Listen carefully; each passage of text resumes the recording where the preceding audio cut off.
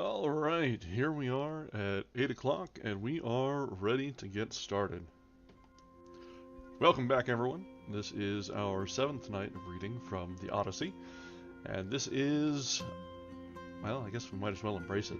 This is the return of Old Men's Book Club.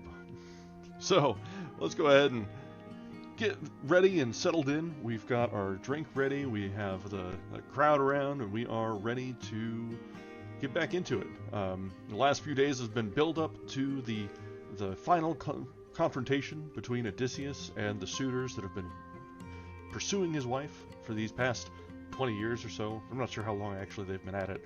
I'm sure they waited a little bit after he left for Troy. It's got to be, right? Right? So, but yeah, so it's been edging on closer and closer to this confrontation, and I think probably by our 3rd chapter or so, we are tonight we should be ready. So probably right at the end of the night. And you know what, Akamos, don't worry about it. I'm going to embrace it. We're gonna make that our hashtag over on Bluesky, and it's just we're gonna run with it. Gotta own it, right?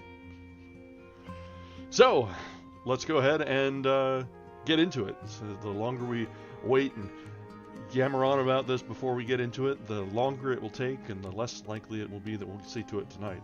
So, let's go ahead and resume now with Book 20 of the Odyssey.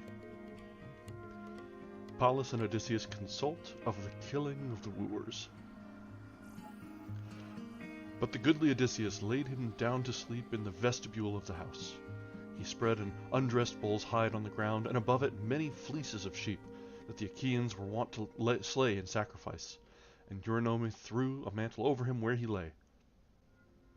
There Odysseus lay wakeful, with evil thoughts against the wooers in his heart.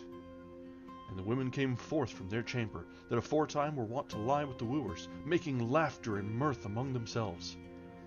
Then the heart of Odysseus was stirred within his breast, and much he communed with his mind and soul, whether he should leap forth upon them and deal death to each, or suffer them to lie with the proud wooers, now for the last and latest time.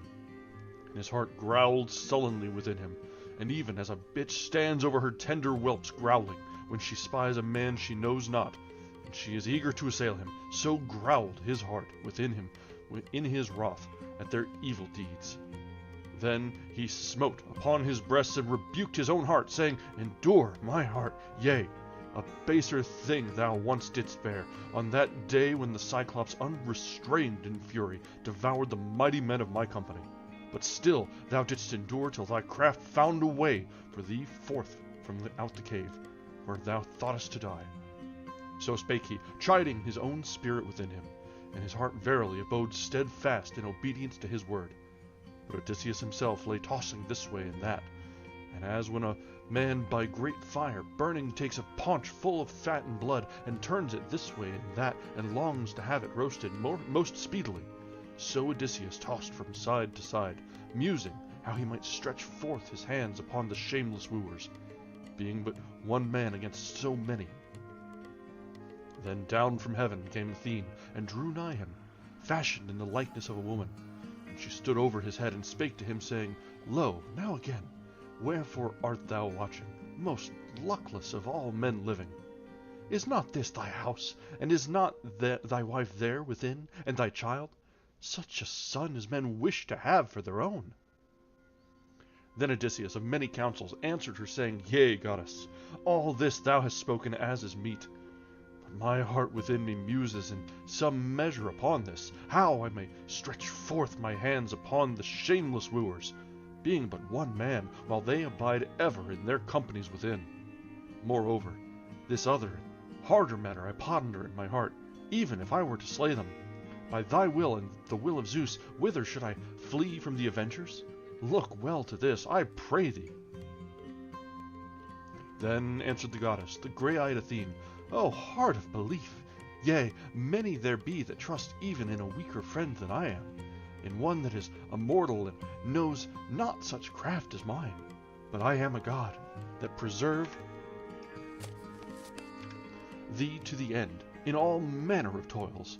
And now I will tell thee plainly, even should 50 companies of mortal men compass us about, eager to slay us in battle, even their kine shouldst thou drive off in their brave flocks.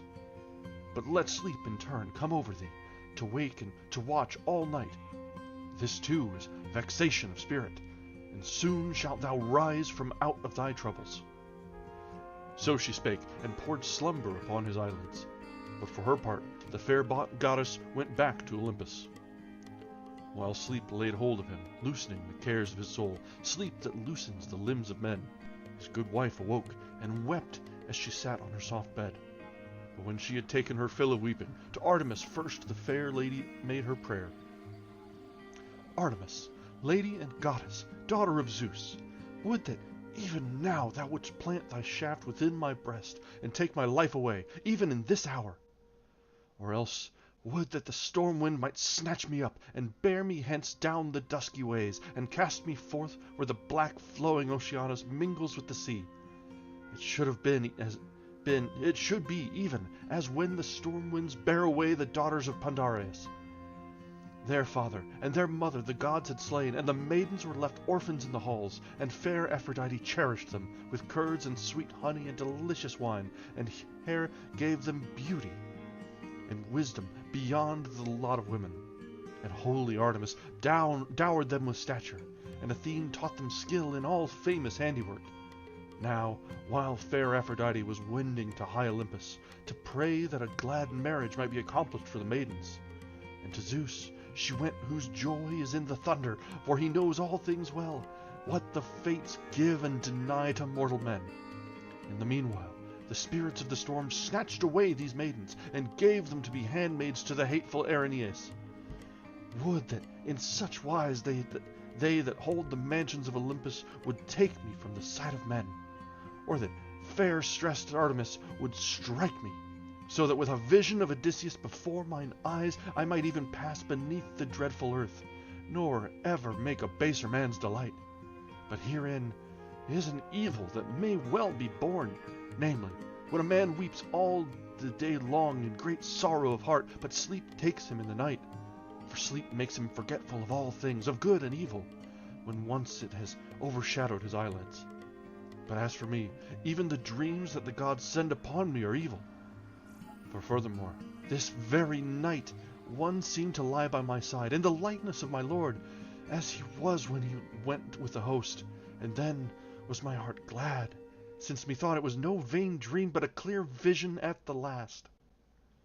So she spake, and anon came the golden-throned dawn. Now goodly Odysseus caught the voice of her weeping, and then he fell a-musing, and it seemed to him that even now she knew him, and was standing by his head. So he took up the mantle and the fleeces whereon he was lying, and set them on a high seat in the hall, and bare out the bull's hide out of doors, and laid it there, and lifting up his hands, he prayed to Zeus. Father Zeus, if ye gods of your good will have led me over wet and dry to mine own country after ye had plagued me sore, let someone, I pray, of the folk that are waking show me a word of good omen within, and without let some sign also be revealed to me from Zeus. So he spake in prayer, and Zeus, the counselor, heard him. Straightway he thundered from shining Olympus, from on high, from the place of clouds, and goodly Odysseus was glad. Moreover, a woman, a grinder at the mill, uttered a voice of omen from within the house hard by, where stood the mills of the shepherd of the people. At these handmills 12 women in all plied their task, making meal of barley and of wheat, the marrow of men. Now all the others were asleep, for they had ground out their task of grain, but one alone rested not yet, being the weakest of all. She now stayed her cairn, and spake a word, a sign to her lord. Father Zeus, who rulest over gods and men, loudly hast thou thundered from the starry sky, yet nowhere is there a cloud to be seen. This surely is a portent thou art showing to some mortal. Fulfill now, I pray thee, even to miserable me, the word that I shall speak. May the wooers on this day, for the last and latest time, make their sweet feasting in the halls of Odysseus, that they have loosed my knees with cruel toil to grind their barley meal. May they now sup their last. Thus she spake, and goodly Odysseus was glad in the omen of the voice and in the thunder of Zeus, for he thought he had gotten his vengeance on the guilty. Now the other maidens in the fair halls of Odysseus had gathered, and were kindling on the hearth the never-resting fire. And Telemachus rose from his bed, a godlike man, and put on his raiment, and slung a sharp sword about his shoulders. And beneath his shining feet he bound his goodly sandals. And he caught up his mighty spear, shod with sharp bronze, and went and stood by the threshold, and spake to Euryclea. Dear nurse, have ye honored our guest in the house with food and couch? Or does he lie uncared for, as he may? For this is my mother's way, wise as she is. Blindly she honors one of mortal men, even the worse. But the better she sends without honor away. Then the prudent Euryclea answered, Nay, my child, thou shouldst not now blame her where no blame is. For the stranger sat and drank wine so long as he would, and of food he said he was no longer fain, for thy mother asked him. Moreover, against the hour when he should bethink him of rest and sleep, she bade the maiden strew for him a bed. But he, as one utterly wretched and ill-fated, refused to lie on a couch and under blankets, but on an undressed hide and on the fleeces of sheep he slept in the vestibule, and we cast a mantle over him. So she spake, and Telemachus passed out through the hall with his lance in his hand, and 2 fleet dogs bare him company. He went on his way to the assembly place to join the goodly grieved Achaeans. But the good lady Euryclea, daughter of Ops, son of Pasenor, called aloud to her maidens, Come hither, let some of you go busily, and sweep the hall, and sprinkle it, and on the fair-fashioned seats throw purple coverlets, and others with sponges wipe all the tables clean, and cleanse the mixing bowls and well-wrought double beakers, and others again go for water to the well, and return with it right speedily, for the wooers will not be long out of the hall, but will return very early, for it is a feast day, yea, for all the people. So she spake, and they all gave ready ear, and hearkened. 20 of them went to the well of dark water, and the others there in the halls were busy with skillful hands. Then in came the servingmen of the Achaeans. Thereon they cleft the faggots well and cunningly, while behold, the women came back from the well. Then the swineherd joined them, leading 3 fatted boars, the best in all the flock. These he left to feed at large in the fair courts. But as for him, he spake to Odysseus gently, saying, Tell me, stranger, do the Achaeans at all look on thee with more regard? Or do they dishonor thee in the halls as heretofore? Then Odysseus of many counsels answered him, saying, Oh, that the gods, Eumaeus, may avenge the scorn wherewith these men deal insolently, and devise infatuate deeds in another's house, and have no place for shame. On such wise they spake one to another, and Melanthius drew near them, the goatherd, leading the goats that were most excellent in all the herds to be a dinner for the wooers, and 2 shepherds bare him company. So he tethered the goats beneath the echoing gallery, and himself spake to Odysseus and taunted him, saying, Stranger, wilt thou still be a plague to us here in the hall, with thy begging of men, and wilt not get thee gone? In no wise do I think we twain will be sundered, till we taste each other's fists, for thy begging is out of all order. Also, there are elsewhere other feasts of the Achaeans. So he spake, but Odysseus of many counsels answered him not a word, but in silence he shook his head, brooding evil in the deep of his heart. Moreover, a 3rd man came up, Philoetius, a master of men, leading a barren heifer for the wooers and fatted goats. Now ferrymen had brought them over from the mainland, boatmen who send even other folks on their way, whosoever comes to them.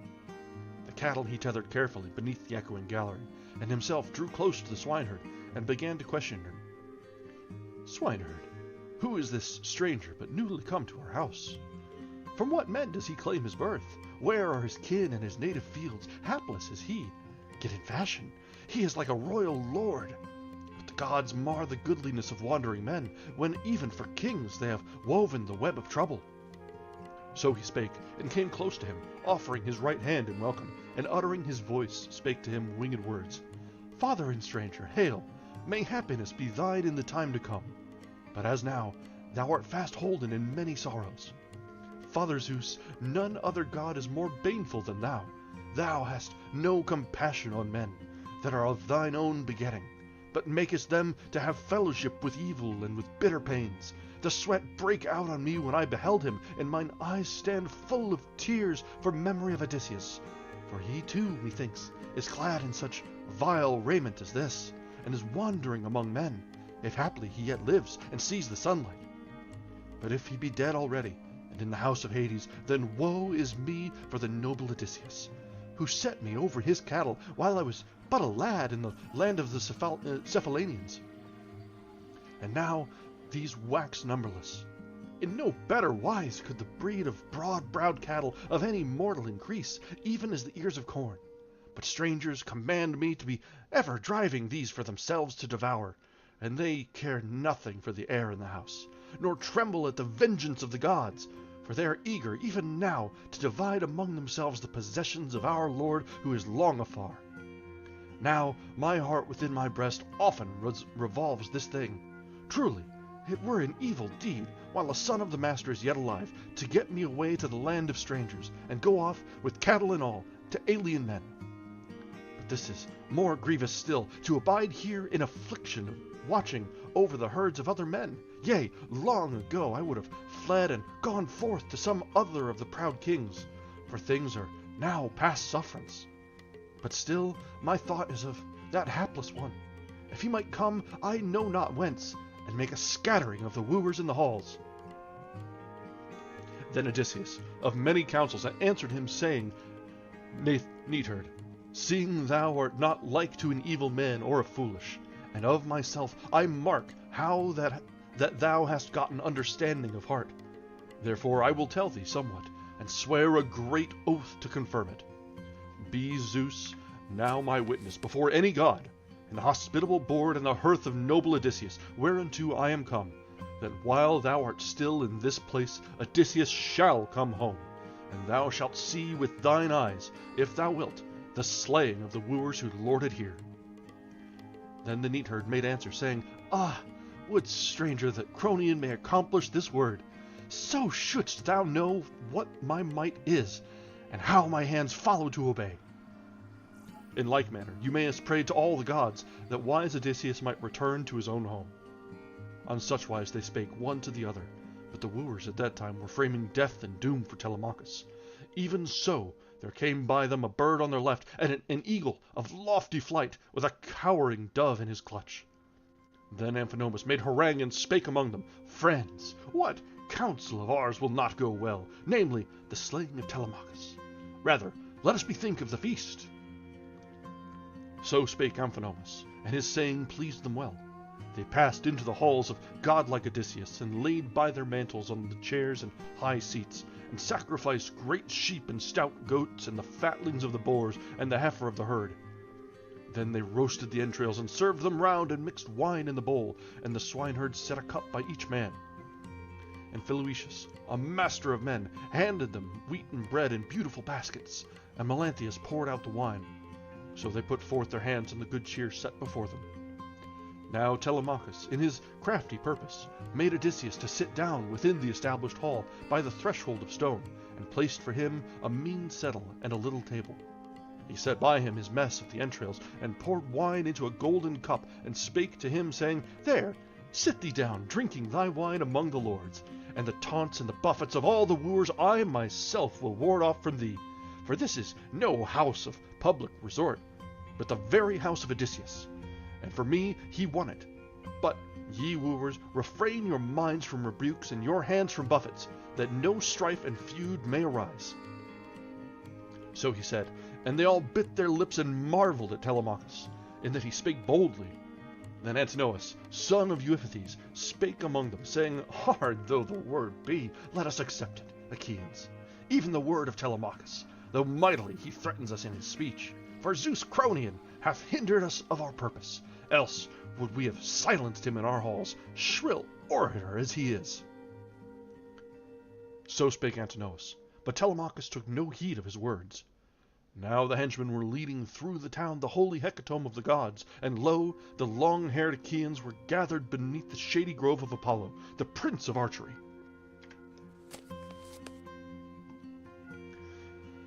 Now, when they had roasted the outer flesh and drawn it off the spits, they divided the messes and shared the glorious feast.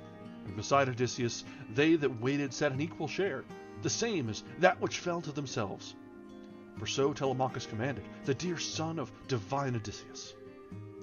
Now Athene would in no wise suffer the lordly wooers to abstain from biting scorn, that the pain might sink yet the deeper into the heart of Odysseus, son of Laertes. There was among the wooers a man of a lawless heart. Ctesippus was his name, and in same was his house, who, trusting, forsooth, to his vast possessions, was wooing the wife of Odysseus, the lord long afar. And now he spake among the proud wooers, Hear me, ye lordly wooers, and I will say somewhat.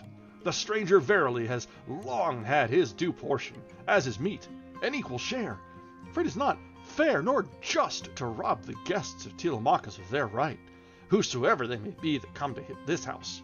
Go to then, I also will bestow on him a stranger's gift, that he in turn may give a present either to the bathwoman or to any other of the thralls within the house of godlike Odysseus. Therewith he caught up an ox's foot from the dish where it lay, and hurled it with strong hand.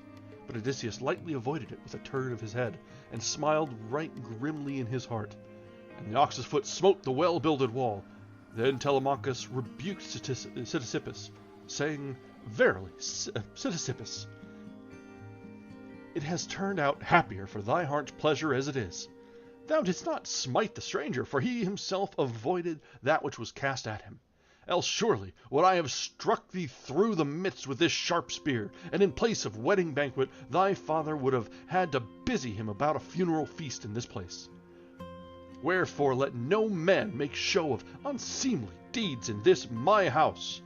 For now I have understanding to discern both good and evil. But in time past I was yet a child. But as needs we must, we still endure to see these deeds, while sheep are slaughtered, and wine drunken, and bread devoured. For hard it is for one man to restrain many. But come, no longer work me harm out of an evil heart. But if ye be set on slaying me, even me, with the sword, even that would I rather endure, and far better would it be to die than to witness forever these unseemly deeds. Strangers shamefully entreated, and men hailing the handmaidens in foul wise through the fair house. Hello. So he spake, and they were all hushed in silence. And at last spake among them Agelaus, son of Damastor. Friends, when a righteous word has been spoken, not surely would rebuke another with hard speech and be angry. Misuse ye not this stranger, nor any of the thralls that are in the house of godlike Odysseus. But to Telemachus himself I would speak a soft word unto his mother, if perchance it may find favor with the mind of those twain. So long as your hearts within you had hope of the wise Odysseus returning to his own house, so long none could be wroth that ye waited and held back the wooers in the halls. For so had it been better, if Odysseus had returned and come back to his own home. But now the event is plain, that he will return no more. Go then, sit by thy mother and tell her all, namely that she must wed the best man that woos her, and whose gives most gifts. So shalt thou with gladness live on the heritage of thy father, eating and drinking, while she cares for another's house.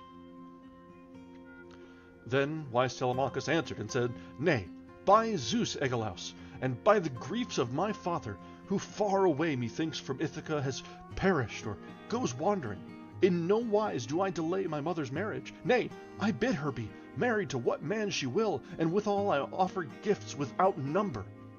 But I do indeed feel shame to drive her forth from the hall, despite her will, by a word of compulsion. God forbid that ever this should be, especially on Mother's Day. You don't do that shit. You don't drive your mom out to marry another man on Mother's Day. Come on. Telemachus knows what's up. So spake Telemachus. But among the wooers Pallas Athene roused laughter unquenchable, and drave their wits wandering. And now they were laughing with alien lips, and blood-bedabbled was the flesh they ate. And their eyes were filled with tears, and their soul was fain of lamentation. Then the godlike Theoclymenus spake among them, Ah, wretched men, what woe is this ye suffer? Shrouded in night are your heads, and your faces in your knees, and kindled is the voice of wailing.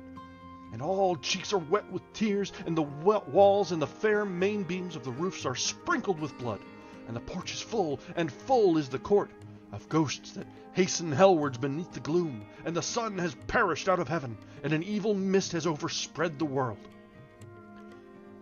So spake he, and they all laughed sweetly at him. Then Eurymachus, son of Polybus, began to speak to them, saying, The guest that is newly come from a strange land is beside himself. Quick, ye young men, and convey him forth out of doors, that he may go to the place of the gathering, since here he finds it dark as night. Then godlike Theoclymenus answered him, Eurymachus, in no wise do I seek guides of thee to send me on my way. Eyes have I, and ears, and both my feet, and a stable mind in my breast of no mean fashioning.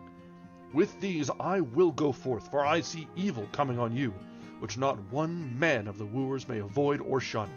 Of all you who in the house of divine Odysseus deal insolently with men and devise infatuate deeds. Therewith he went forth from out the fair-lying halls, and came to Piraeus, who received him gladly. Then all the wooers, looking one at the other, provoked Telemachus to anger, laughing at his guests. And thus someone of the haughty youths would speak, Telemachus, no man is more luckless than thou in his guests, seeing thou keepest such a filthy wanderer, whosoever he be, always longing for bread and wine, and skilled in no peaceful work, nor any deed of war, but a mere burden of the earth. And this other fellow, again, must stand up to play the seer. Nay, but if thou wouldst listen to me, much better it were. Let us cast these strangers on board a benched ship, and send them to the Sicilians, whence they would fetch thee their price. So spake the wooers, but he heeded not their words. In silence he looked towards his father, expecting evermore the hour when he should stretch forth his hands upon the shameless wooers. Now the daughter of Icarius, wise Penelope, had set forth her fair chair over against them, and heard the words of each one of the men in the halls. For in the midst of laughter they had got ready the midday meal, a sweet meal and abundant, for they had sacrificed many cattle, but never could there be a banquet less gracious than that supper.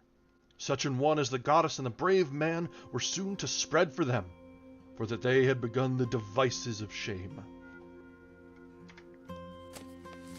That brings us to the end of chapter, or I guess I should say book 20. And there's the wooers, the suitors, are certainly digging down their own graves there. They've hit rock bottom and seem to have been searching out pickaxes to see if they can go any deeper. But in the meanwhile, Odysseus has found some of the servants or the help that have stayed faithful all this time.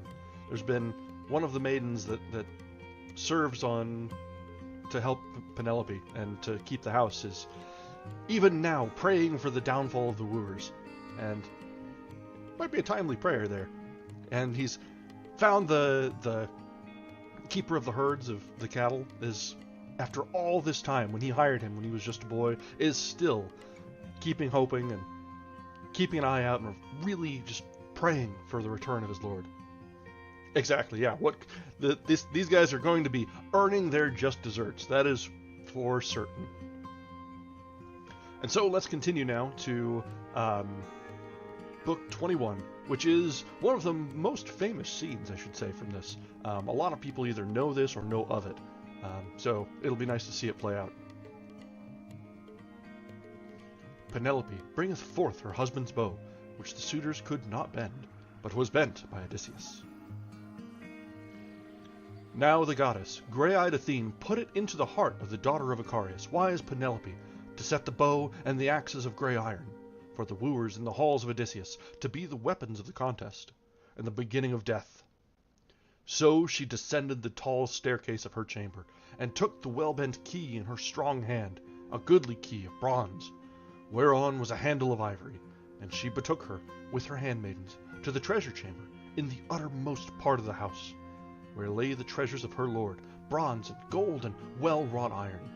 And there lay the back-bent bow and the quiver for the arrows, and many shafts were therein, winged for death, gifts of a friend of Odysseus, that met with him in Lacedaemon, Iphitus, son of Eurytus, a man like to the gods.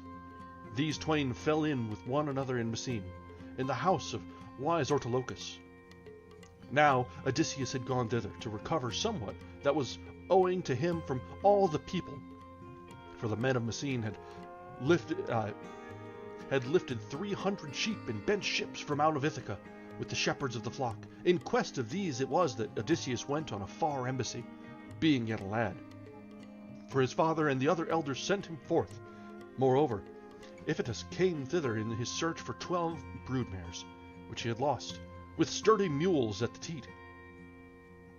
These same it was that brought him death and destiny in the latter end, when he came to the child of Zeus, hardy of heart, the man Heracles, that had knowledge of great adventures, who smote Iphitus through his guest in his house, in his frowardness, and had no regard for the vengeance of the gods, nor for the table which he spread before him. For after the meal he slew him, his guest though he was, and kept for himself in the halls of the horses strong of hoof. After these was Iphitus asking, when he met with Odysseus, and he gave him the bow, which of old great Eurytus bare and had left at his death to his son in his lofty house. And Odysseus gave Iphitus a sharp sword and a mighty spear, for the beginning of a loving friendship. But never had they acquaintance one of another at the board, ere that might be. The son of Zeus slew Iphitus, son of Eurytus, a man like to the immortals, the same that gave Odysseus the bow.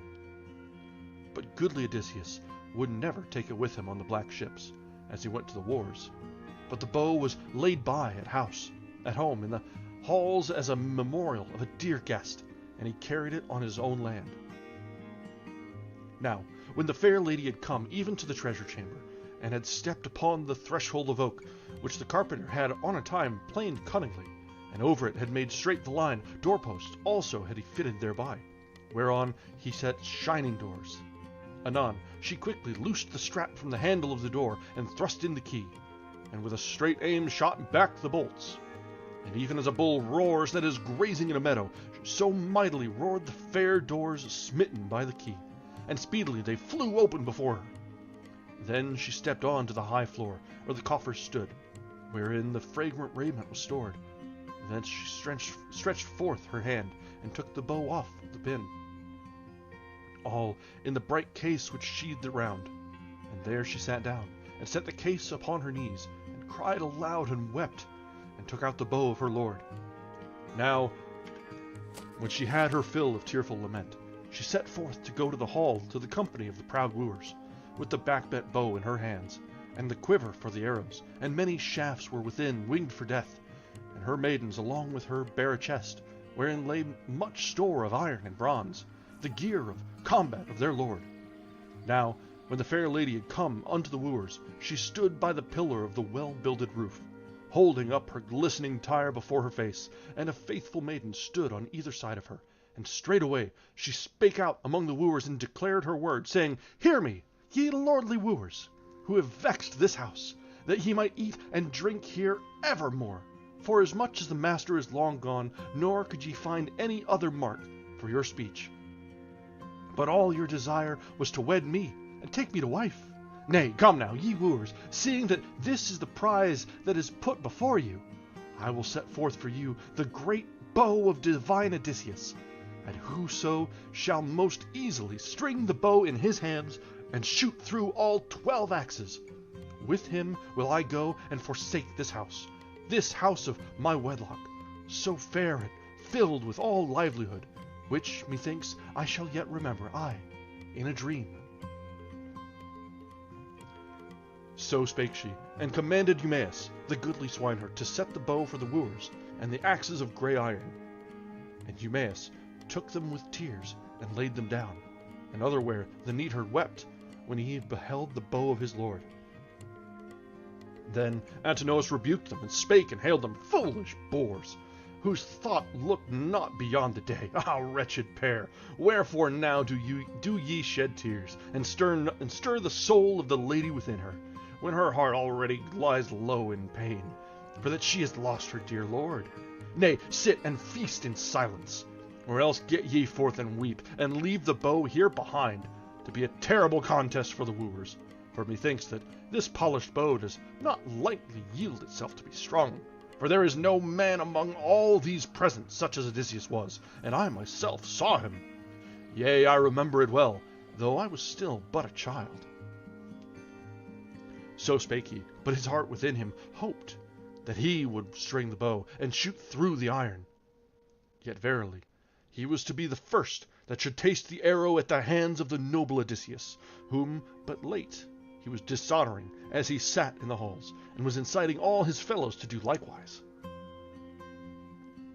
Then the mighty Prince Telemachus spake among them, saying, Lo now, in very truth, Cronion has robbed me of my wits.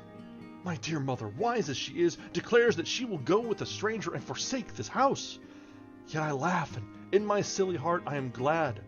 Nay, come now, ye wooers, seeing that this is the prize which is set before you, a lady, the like of whom there is not now in the Achaean land, neither in sacred Pylos, nor in Argos, nor in Mycenae, nor yet in Ithaca, nor in the dark mainland. Nay, but ye know all this yourselves. Why need I praise my mother? Come, therefore, delay not the issue with excuses, nor hold much longer aloof from the drawing of the bow, that we may see the thing that is to be. Yea, and I myself would make a trial of this bow. If I shall string it and shoot through the iron, then should I not sorrow if my lady mother were to quit these halls and go with a stranger, seeing that I should be left behind, well able now to lift my father's goodly gear of combat. Therewith he cast from off his neck his cloak of scarlet, and sprang to his full height, and put away the sword from his shoulders. First he dug a good trench and set up the axes, one long trench for them all, and over it he made straight the line, and round and about stamped in the earth, and amazement fell on all that beheld how orderly he set the axes, though never before had he seen it so. Then he went and stood by the threshold, and began to prove the bow. Thrice he made it to tremble in his great desire to draw it, and thrice he rested from his effort, though still he hoped in his heart to string the bow, and shoot through the iron. And now at last he might have strung it, mightily straining thereat for the fourth time, but Odysseus nodded, frowning, and stayed him, for all his eagerness. Then the strong Prince Telemachus spake among them again. Lo, you now, even to the end of my days I shall be a coward and a weakling. Or it may be I am too young, and have as yet no trust in my hands to defend me from such an one as does violence without a cause. But come now, ye who are mightier men than I, essay the bow, and let us make an end of the contest. Therewith he put the bow from him on the ground, leaning it against the smooth and well-compacted doors, and the swift shaft he propped hard by against the fair bow-tip. Then he sat down once more on the high seat whence he had risen. Then Antinous, son of Euphates, spake among them, saying, Rise up, all my friends, beginning from the left, even from the place whence the wine is poured. So spake Antinous, and the saying pleased them well. Then first stood up Leiades, son of Onops, who was their soothsayer, and ever sat by the fair mixing bowl at the extremity of the hall. He alone hated their infatuate deeds, and was indignant with all the wooers. He now first took the bow and the swift shaft, and he went and stood by the threshold, and began to prove the bow, but he could not bend it, or ever that might be. His hands grew weary with the straining, his unworn, delicate hands. So he spake among the wooers, saying, Friends, of a truth I cannot bend it. Let some other take it. Ah, many of our bravest shall this bow rob of spirit and of life, since truly it is far better for us to die than to live on, and to fail of that for which we assemble evermore in this place, day by day expecting the prize. Many there be even now that hope in their hearts and desire to wed Penelope, the bedfellow of Odysseus.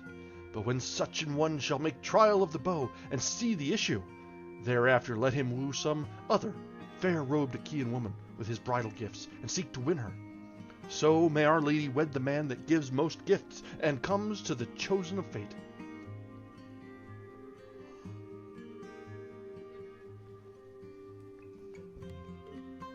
So he spake, and put from him the bow, leaning it against the smooth and well-compacted doors. The swift shaft he propped hard by against the fair bow tip. Then he sat down once more on the high seat whence he had risen. But Antinous rebuked him, and spake and hailed him, Laertes, what word hath escaped the door of thy lips? A hard word, and a grievous. Nay, it angers me to hear it, and to think that a bow such as this shall rob our bravest of spirit and of life, and all because thou canst not draw it. For I tell thee that thy lady mother bare thee not of such might as to draw a bow and shoot arrows. But there be others of the proud wooers that shall draw it soon. So he spake, and commanded Melanthius the goatherd, saying, Up now, light a fire in the halls, Melanthius, and place a great settle by the fire, and a fleece thereon, and bring forth a great ball of lard that is within, that we young men may warm, and anoint the bow therewith, and prove it, and make an end of the contest. So he spake, and Melanthius soon kindled the never-resting fire, and drew up a settle, and placed it near, and put a fleece thereon, and he brought forth a great ball of lard that was within. Therewith the young men warmed the bow, and made assay, but could not string it, for they were greatly lacking of such might. And Antinous still held to the task, and godlike Eurymachus, chief men among the wooers, who were far the most excellent of all. But those other twain went forth both together from the house, the neatherd and the swineherd of godlike Odysseus, and Odysseus passed out after them. But when they were now gotten within the gates and the courtyard, he uttered his voice and spake to them in gentle words. Neatherd, and thou swineherd, shall I say somewhat, or keep it to myself? Nay, my spirit bids me declare it. What manner of men would ye be to help Odysseus, if he should come thus suddenly, I know not whence, and some god were to bring him? Would ye stand on the side of the wooers or of Odysseus? Tell me, even as your heart and spirit bid you. Then the neatherd answered him, saying, Father Zeus, if but thou wouldst fulfill this wish, that man might come, and some god lead him hither. So shouldest thou know what my might is, and how my hands follow to obey.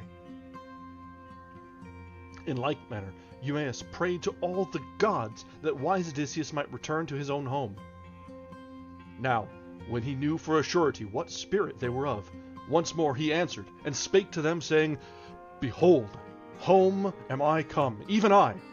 After much travail, sore am I come, in the 20th year to mine own country. And I know how that my coming is desired by you alone of all my thralls.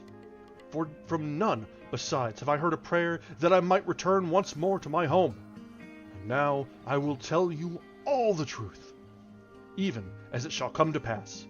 If the gods shall subdue the proud wooers to my hands, I will bring you each one a wife, and will give you a heritage of your own, and a house builded near to me, and ye twain shall be thereafter in mine eyes as the brethren and companions of Telemachus. But behold, I will likewise show you a most manifest token, that ye may know me well and be certified in heart, even the wound that the boar dealt me with his white tusk long ago, when I went to Parnassus with the sons of Autolycus.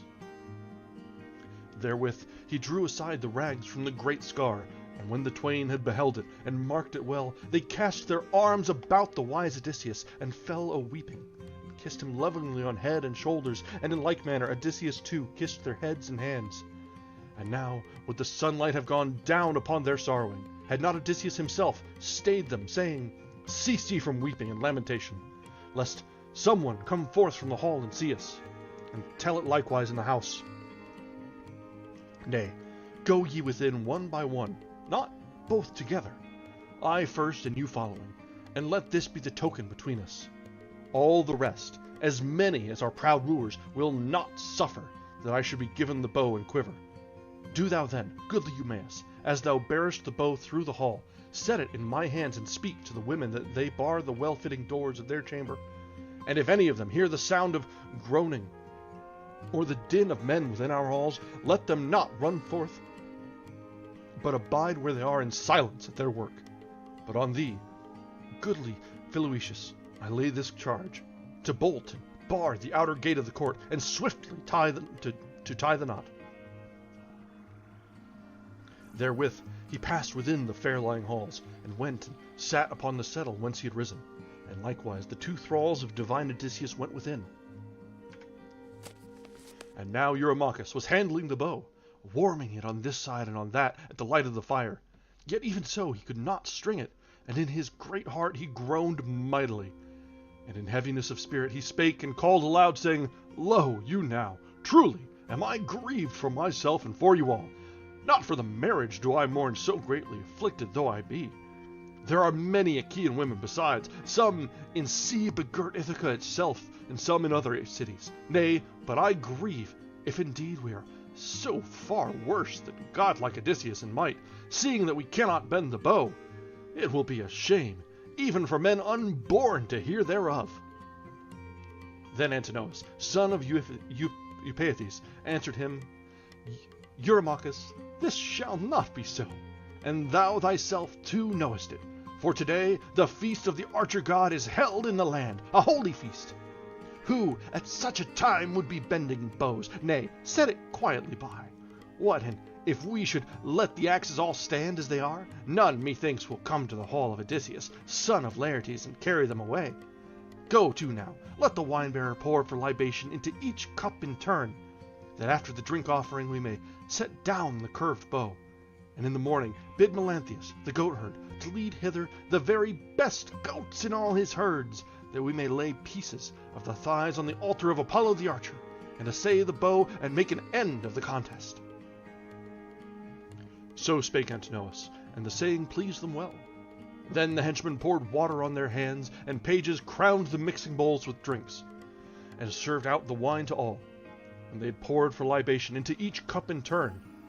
But when they had poured forth and had drunken to their heart's desire, Odysseus, of many counsels, spake among them out of a crafty heart, saying, Hear me, ye wooers of the renowned queen, that I may say that which my heart within me bids.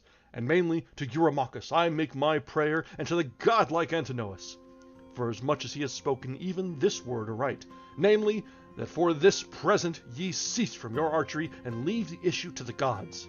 And in the morning the god will give the victory to whomsoever he will. Come, therefore, give me the polished bow, that in your presence I may prove my hands and strength, whether I have yet any force such as once was in my supple limbs, or whether my wanderings and needy fare have even now destroyed it. So spake he, and they all were exceeding wroth, for fear lest he should string the polished bow. And Antinous rebuked him, and spake and hailed him, Wretched stranger, thou hast no wit, nay, never so little. Art thou not content to feast at ease in our high company, and to lack not the share of the banquet, but to listen to our speech and our discourse, while no guest and beggar beside thee hears our speech? Wine it is that wounds thee, honey, sweet wine. That is the bane of others too, even of all who take great draughts and drink out of measure. Wine it was that darkened the mind even of the centaur, renowned Eurytion, in the halls of high-hearted Pirithous, when he went to Lapithae. And after that his heart was darkened with wine. He wrought foul deeds in his frenzy in the house of Pirithous. Then wrath fell on the heroes, and they leaped up and dragged him forth through the porch, when they had shorn off his ears and nostrils with a pitiless sword. And then, with darkened mind, he bare about him with the burden of his sin, in foolishness of heart. Thence was the feud begun, between the centaurs and mankind. But first for himself gat he hurt, being heavy with wine.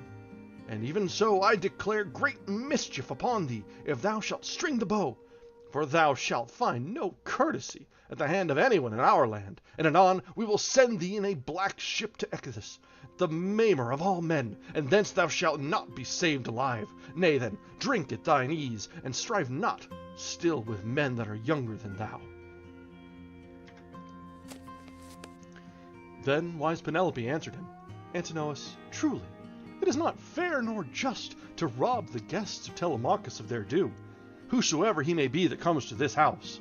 Dost thou think it yonder stranger strings the great bow of Odysseus, in the pride of his might and of his strength of arm, that he will lead me to his home and make me his wife? Nay, he himself, methinks, has no such hope in his breast. So as for that, let not any of you fret himself while feasting in this place, that were indeed unmeet. Then Eurymachus, son of Polybus, answered her, saying, Daughter of Icarius, wise Penelope, it is not that we deem that he will lead thee to his home. Far be such a thought from us. But we dread the speech of men and women, lest some day one of the baser sort among the Achaeans say, Truly, men far too mean are wooing the wife of one that is noble, nor can they string the polished bow. But a stranger and a beggar came in his wanderings, and lightly strung the bow, and shot through the iron. Thus will they speak, and this will turn to our reproach. Then wise Penelope answered him, Eurymachus, never can there be fair fame in the land for those that devour and dishonor the house of a prince. For why make ye this thing into a reproach? But behold, our guest is great of growth and well knit, and avows him to be born of the son of a good father. Come then, give ye him the polished bow, that we may see that which is to be. For thus will I declare my saying, and it shall surely come to pass. If he shall string the bow, and Apollo grant him renown, I will clothe him in a mantle and a doublet, goodly raiment, and I will give him a sharp javelin to defend him against dogs and men, and a two-edged sword and sandals to bind beneath his feet, and I will send him whithersoever his heart and spirit bid him go. Then wise Telemachus answered her, saying, My mother, as for the bow, no Achaean is mightier than I to give or to deny it to whomso I will. Neither as many as our lords in rocky Ithaca, nor in the isles of the side of Elis, the pasture land of horses. Not one of these shall force me in mine own despite. If I choose to give this bow, yea, once and for all, to the stranger, to bear away with him. But do thou go to thine own chamber, and mind thine own housewiferys, the loom and distaff, and bid thine handmaids ply their tasks. But the bow shall be for men, for all, but for me in chief, for mine is the lordship in the house. Then in amaze she went back to her chamber, for she laid up the wise saying of her son in her heart. She ascended to her upper chamber with the women, her handmaids, and then was bewailing Odysseus, her dear lord, till grey-eyed Athene cast sweet sleep upon her eyelids. Now the goodly swineherd had taken the curved bow and was bearing it, when the wooers all cried out upon him in the halls, and thus someone of the haughty youths would speak, Whither now art thou bearing the curved bow, thou wretched swineherd, crazed in thy wits? Lo, soon shall the swift hounds of thine own breeding eat thee hard by thy swine, alone and away from men, if Apollo will be gracious to us and the other deathless gods. Even so they spake, and he took and set down the bow in that very place, being affrighted, because many cried out on him in the halls. Then Telemachus from the other side spake threateningly, and called out, Father, bring hither the bow. Soon shalt thou rue it that thou servest many masters. Take heed, lest I, that am younger than thou, pursue thee to the field, and pelt thee with stones, for in might I am the better. If only I were so much mightier in strength of arm than all the wooers that are in the halls, soon would I send many an one forth on a woeful way from out our house, for they imagine mischief against us. So he spake, and all the wooers laughed sweetly at him, and ceased now from their cruel anger toward Telemachus. Then the swineherd bare the bow through the hall, and went up to wise Odysseus, and set it in his hands. And he called forth the nurse Eurycleia from the chamber, and spake to her, Wise Eurycleia, Telemachus bids thee bar the well-fitting doors of thy chamber, and if any of the women hear the sound of groaning, or the din of men within our halls, let them not go forth, but abide where they are in silence at their work. So he spake, and wingless her speech remained, and she barred the doors of the fair lying chambers. Then Pheloetius hasted forth silently from the house, and barred the outer gates of the fenced court. Now there lay beneath the gallery the cable of a curved ship, fashioned of the Byblus plant, wherewith he made fast the gates, and then himself passed within. Then he went and sat on the settle whence he had risen, and gazed upon Odysseus. He already was handling the bow, turning it every way about, and proving it on this side and on that, lest the worms might have eaten the horns when the lord of the bow was away. And thus men spake, looking each one to his neighbor. Verily, he has a good eye, and a shrewd turn for a bow.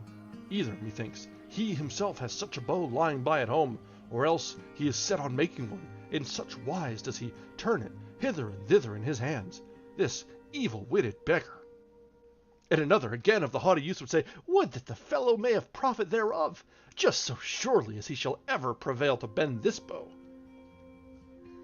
So spake the wooers, but Odysseus of many counsels had lifted the great bow and viewed it on every side, and even as when a man that is skilled in the lyre and in minstrelsy easily stretches a cord about a new peg, after tying it at either end the twisted sheepgut, even so Odysseus straightway bent the great bow all without effort, and took it in his right hand and proved the bowstring, which rang sweetly at the touch, in tone like a swallow. Then great grief came upon the wooers, and the color of their countenance was changed. And Zeus thundered loud, showing forth his tokens, and the steadfast goodly Odysseus was glad thereat, in that the son of deep counseling Cronos had sent him a sign. Then he caught up a swift arrow which lay by his table, bare, but the other shafts were stored within the hollow quiver, those whereof the Achaeans were soon to taste. He took it and laid it on the bridge of the bow, and held the notch and drew the string, even from the settle whereon he sat, and with straight aim shot the shaft, and missed not one of the axes, beginning from the first axe handle, and the bronze-weighted shaft passed clean through and out at the last. Then he spake to Telemachus, saying, Telemachus, thy guest that sits in the halls does thee no shame. In no wise did I miss my mark, nor was I wearied with long bending of the bow. Still is my might steadfast. Not as the wooers say scornfully to slight me, but now is it time that supper too be got ready for the Achaeans, while it is yet light, and thereafter must we make other sport with the dance and the lyre, for these are the crown of the feast. Therewith he nodded with bent brows, and Telemachus, the dear son of divine Odysseus, girt his sharp sword about him, and took the spear in his grasp, and stood by his high seat at his father's side, armed with the gleaming bronze.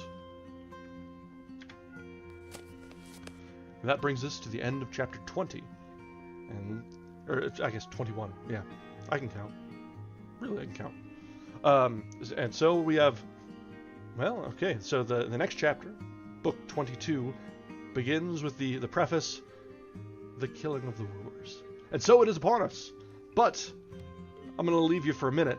I need a little bit of a top up of a drink to get myself ready for this. I'd rather not be coughing as I go through this climactic chapter. So let's take a couple minutes, and then we will be back to it and revel in the violence and bloodshed together. The just vengeance smitten upon the very worst of men.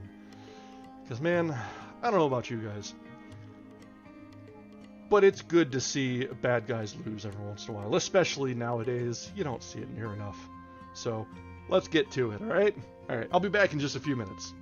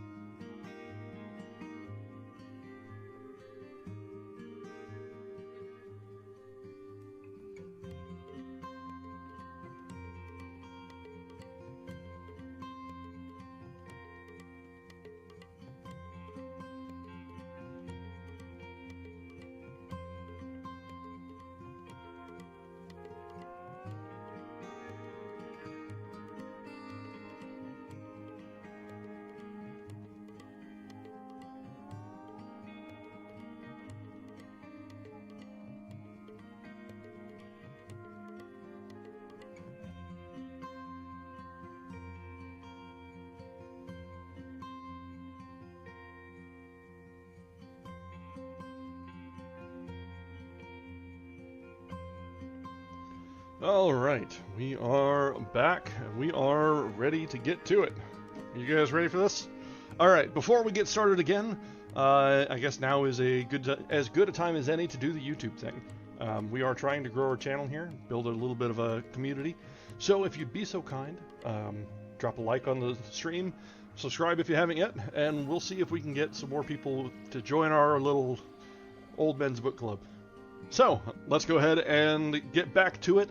It is finally time for the climax that's been building and building for, probably about a week now that we've been waiting for this to happen.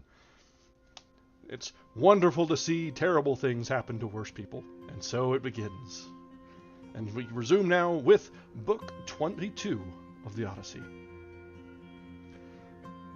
Then Odysseus of many counsels stripped him of his rags, and leaped onto the great threshold with his bow and quiver full of arrows, and poured forth all the swift shafts that were before his feet, and spake among the wooers, Lo! Now is this terrible trial ended at last, and now will I know of another mark, which never yet man has smitten, if perchance I may hit it, and Apollo grant me renown. With that he pointed the bitter bow at Antinous. Now he was about raising to his lips a fair twy-eared chalice of gold, and behold, he was handling it to drink of the wine, and death was far from his thoughts. For who among men at feast would deem that one man amongst so many, how hardy soever he were, would bring on him foul death and black fate? But Odysseus aimed and smote him with the arrow in the throat, and the point passed clean through his delicate neck, and he fell sidelong, and the cup dropped from his hand as he was smitten. And at once through his nostrils there came up a thick jet of slain man's blood, and quickly he spurred the table from him with his foot, and spilt the food on the ground, and the bread and the roast flesh were defiled. Then the wooers raised a clamor through the halls when they saw the man fallen, and they leaped from their high seats as men stirred by fear, all through the hall, peering everywhere along the well-builded walls, and nowhere was there a shield or empty spear to lay hold on. Then they reviled Odysseus with angry words, Stranger, thou shootest at men to thy hurt. Never again shalt thou enter in other lists. Now is utter doom assured thee. Yea, for now hast thou slain the man that was far the best of all the noble youths in Ithaca. Wherefore vultures shall devour thee here. So spake each one, for indeed they thought that Odysseus had not slain him wilfully, but they knew not in their folly that on their own heads, each and all of them, the bands of death had been made fast. Then Odysseus of many counsels looked fiercely on them, and spake, Ye dogs! Ye said in your hearts that I should never more come home from the land of the Trojans, in that ye wasted my house, and laid with the maidservants by force, and traitorously wooed my wife while I was yet alive. And ye had no fear of the gods that hold the wide heaven, nor of the indignation of men hereafter. But now the bands of death have been made fast upon you one and all. Even so he spake, and pale fear gat hold on the limbs of all, and each man looked about where he might shun utter doom.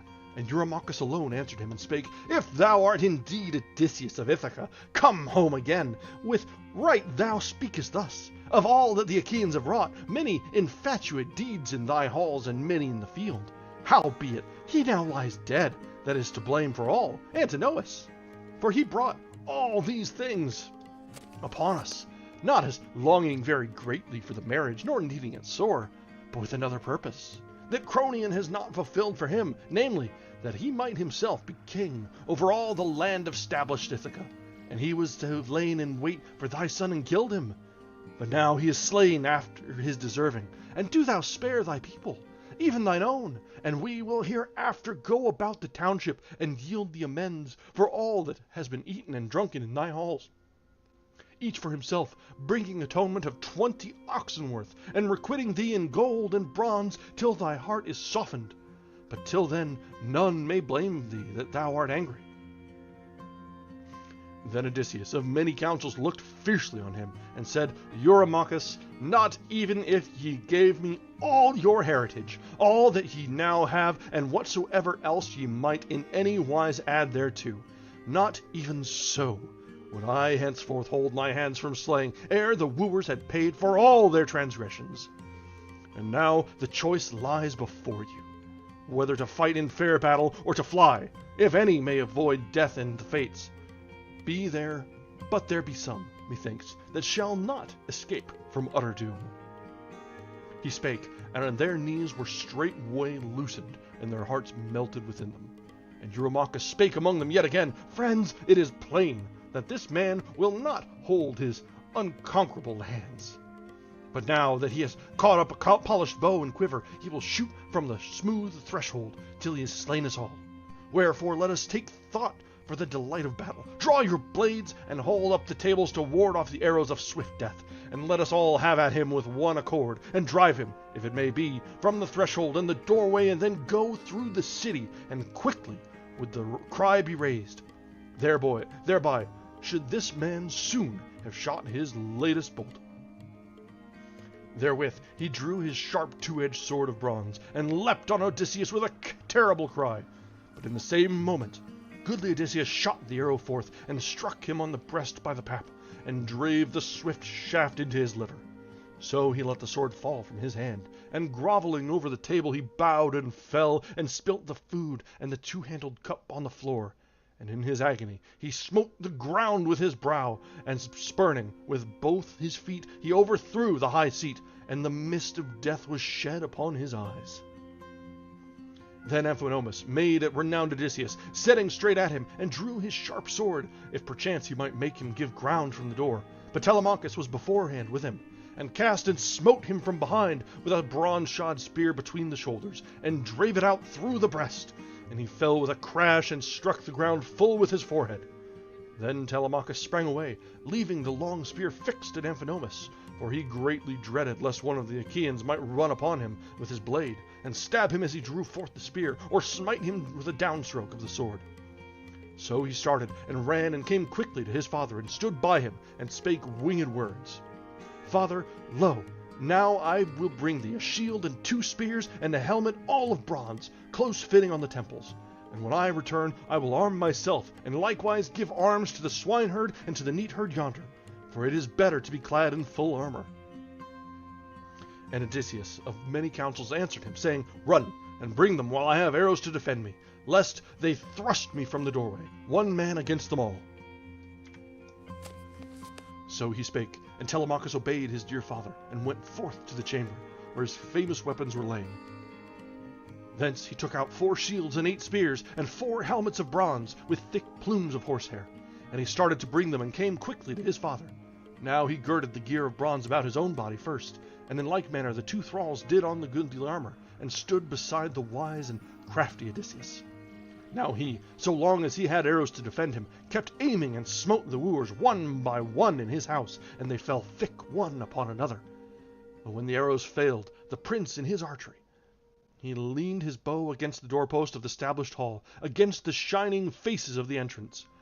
As for him, he girt his 4-fold shield about his shoulders, and bound on his mighty head a well-wrought helmet, with horsehair crest, and terribly the plume waved aloft.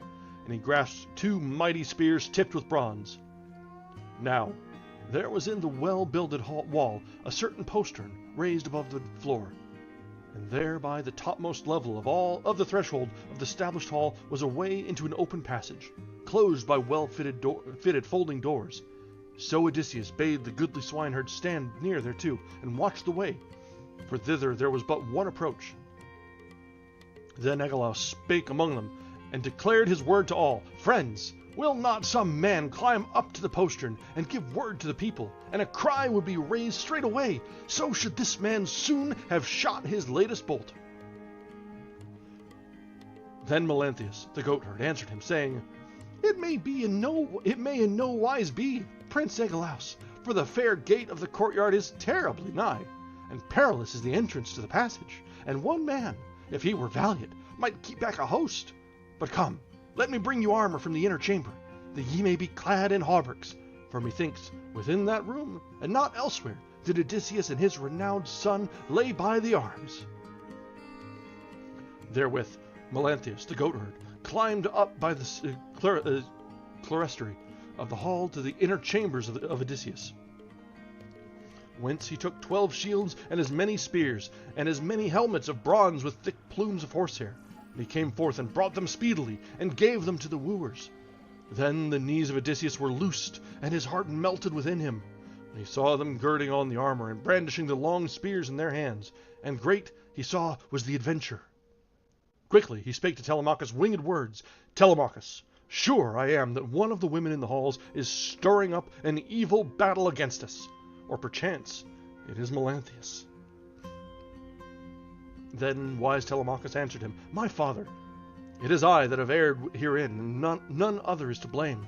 For I left the well-fitted door of the chamber open, and there has been one of them but too quick to spy it. Go now, goodly Eumaeus, and close the door of the chamber, and mark if it be indeed one of the women that does this mischief, or Melanthius, son of Dolius, as methinks it is. Even so they spake one to the other, and Melanthius the goatherd went yet again to the chamber to bring the fair armor.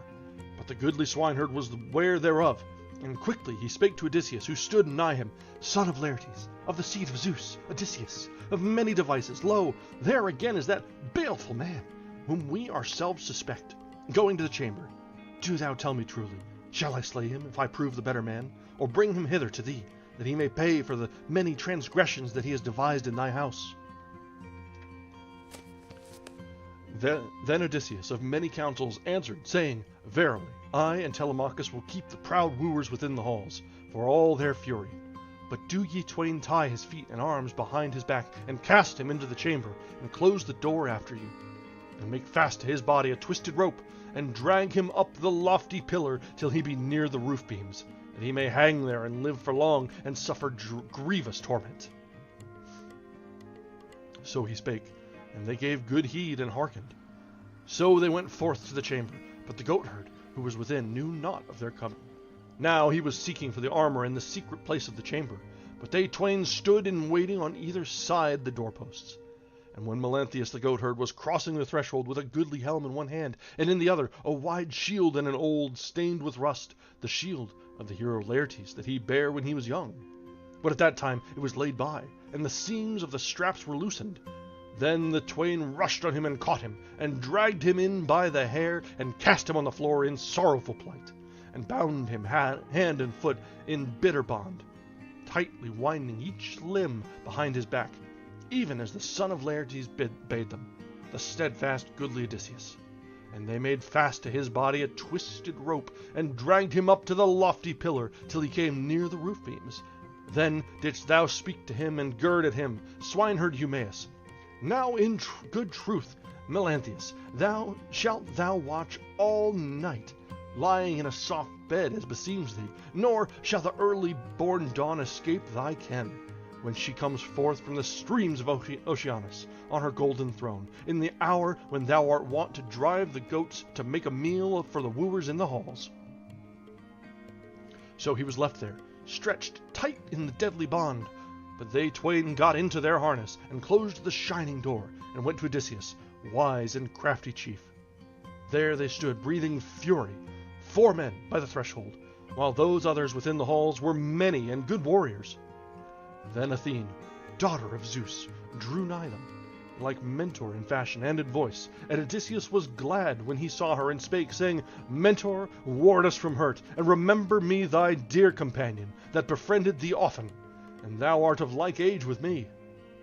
So he spake, deeming the while that it was Athene, summoner of the host. But the wooers on the other side shouted in the halls. First Agelaus, son of Damastor, rebuked Athene, saying, Mentor, let not the speech of Odysseus beguile thee to fight against the wooers, and to succor him. For methinks that on this wise we shall work our will. When we shall have slain these men, father and son, thereafter shalt thou perish with them. Such deeds thou art set on doing in these halls.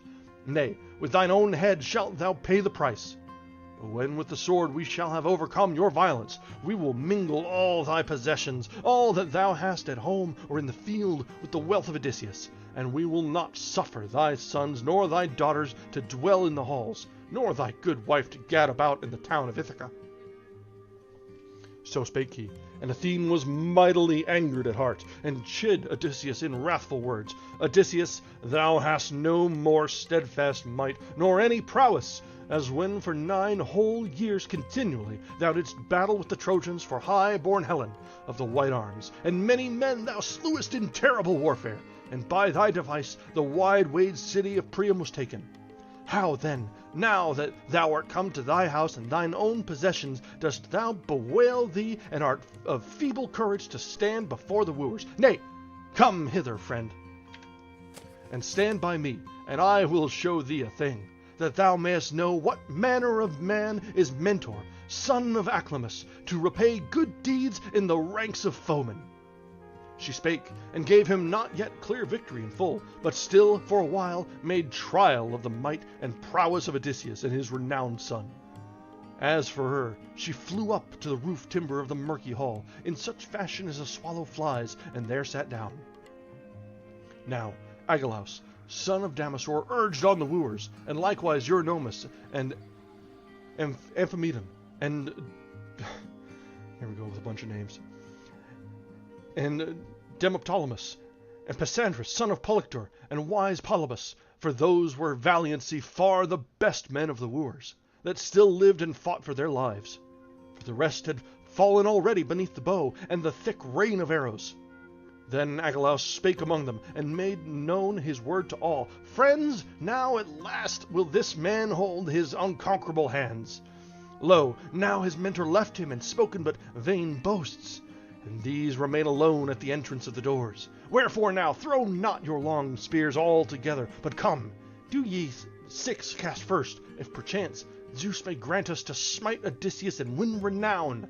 Of the rest we will take no heed, so soon as that man shall have fallen.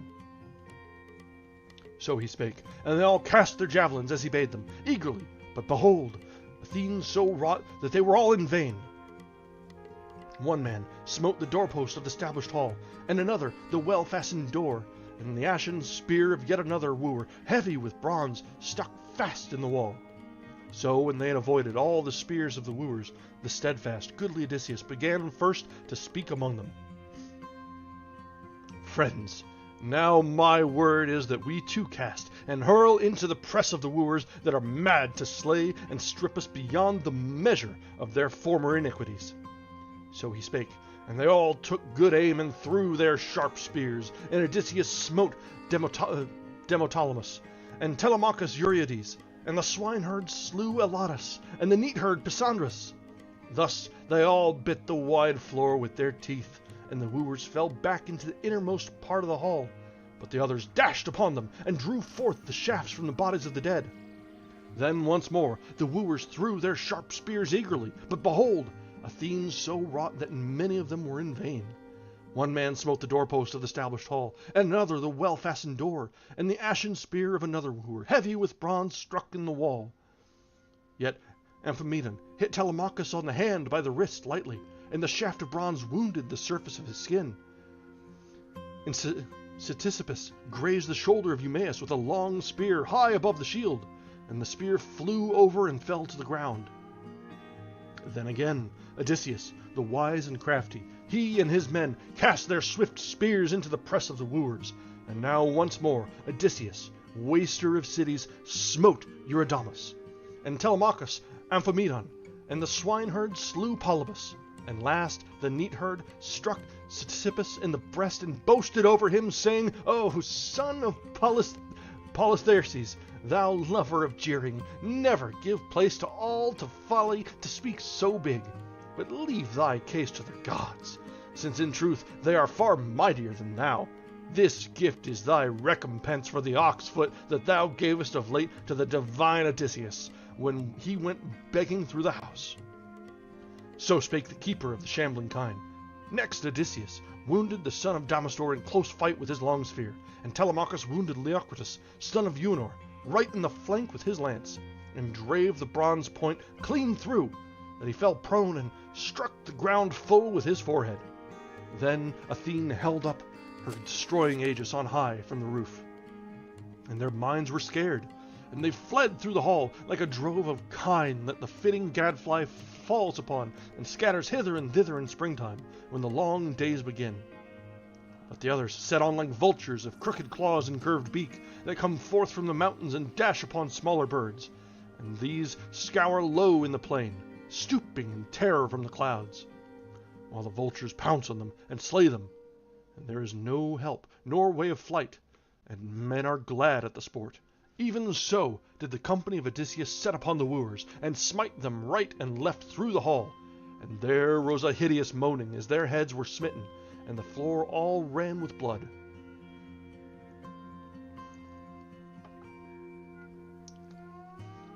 Now Laertes took hold of the knees of Odysseus eagerly, and besought him and spake winged words. I entreat thee by thy knees, Odysseus, and do thou show mercy on me and have pity, for never yet, I say, have I wronged a maiden in thy halls by froward word or deed. Nay, I bade the other wooers refrain, whoso of them wrought thus. But they hearken not unto me to keep their hands from evil, wherefore they have met a shameful death through their own infatuate deeds. Yet I, the soothsayer among them, that have wrought no evil, shall fall even as they, for no grace abides for good deeds done. Then Odysseus of many counsels looked askance at him, and said, If indeed thou dost avow thee to be the soothsayer of these men, thou art like to have often prayed in the halls, that the issue of a glad return might be far from me, and that my dear wife should follow thee and bear thee children. Wherefore thou shalt not escape the bitterness of death. Therewith he caught up a sword in his strong hand that lay where Agelaus had let it fall to the ground when he was slain, and drave it clean through his neck. As he yet spake, his head fell even to the dust. But the son of Terpes, the minstrel, still sought how he might shun black fate, Phemius, who sang among the wooers of necessity. He stood with the loud lyre in his hand, hard by the postern gate, and his heart was divided within him, whether he should slip forth from the hall and sit down by the well-wrought altar of great Zeus of the household court, whereon Laertes and Odysseus had burnt many pieces of the thighs of oxen, or should spring forward and beseech Odysseus by his knees. And as he thought thereupon, this seemed to him the better way, to embrace the knees of Odysseus, son of Laertes. So he laid the hollow lyre on the ground between the mixing bowl and the high seat inlaid with silver, and himself sprang forward and seized Odysseus by the knees, and besought him and spake winged words. I entreat thee by thy knees, Odysseus, and do thou show mercy on me and have pity. It will be a sorrow to thyself in the aftertime, if thou slayest me, who am a minstrel, and sing before gods and men. Yea, none has taught me but myself, and the God has put into my heart all manner of lays. And methinks I sing to thee as to a god. Wherefore be not eager to cut off my head, and Telemachus will testify of this, thine own dear son, that not by mine own will or desire did I resort to thy house to sing to the wooers at their feasts, but being so many and stronger than I, they led me by constraint.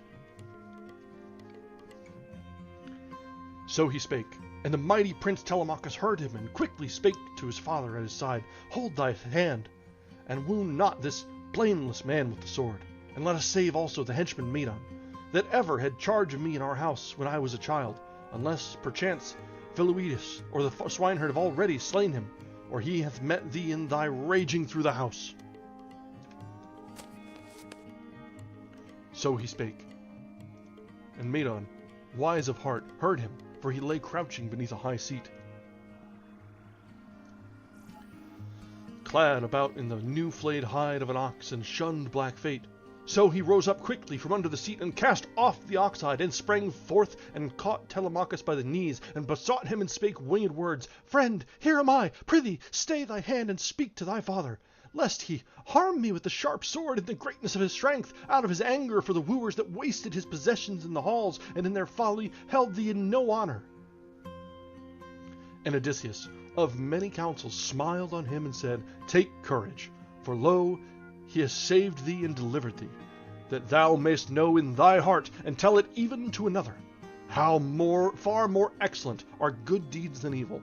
But go forth from the halls, and sit down in the court apart from the slaughter, thou and the full-voiced minstrel, till I have accomplished all that I must needs do in the house. Therewith the two went forth, and gat them from the hall. So they sat down by the altar of great Zeus, peering about on every side, still expecting death. And Odysseus peered all through the house, to see if any man was yet alive, and hiding away to shun black fate. But he found all the sort of them fallen in their blood in the dust, like fishes that the fishermen have drawn forth in the meshes of the net into a hollow of the beach from out the grey sea, and all the fish, sore longing for the salt sea waves, are heaped upon the sand, and the sun shines forth and takes their life away. So now the wooers lay heaped upon each other. Then Odysseus of many counsels spake to Telemachus. Telemachus, go, call me the nurse Euryclea, that I may tell her a word that is on my mind. So he spake, and Telemachus obeyed his dear father, and smote at the door, and spake to the nurse Euryclea, Up now, aged wife, that overlookest all the women servants in our hall. Come hither, my father calls thee, and has somewhat to say to thee. Even so he spake, and wingless her speech remained.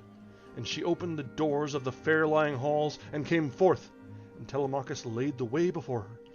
So she found Odysseus among the bodies of the dead, stained with blood and soil of battle, like a lion that has eaten of an ox of the homestead, and goes on his way, and all his breast and his cheeks on either side are flecked with blood. And he is terrible to behold. Even so was Odysseus stained, both hands and feet.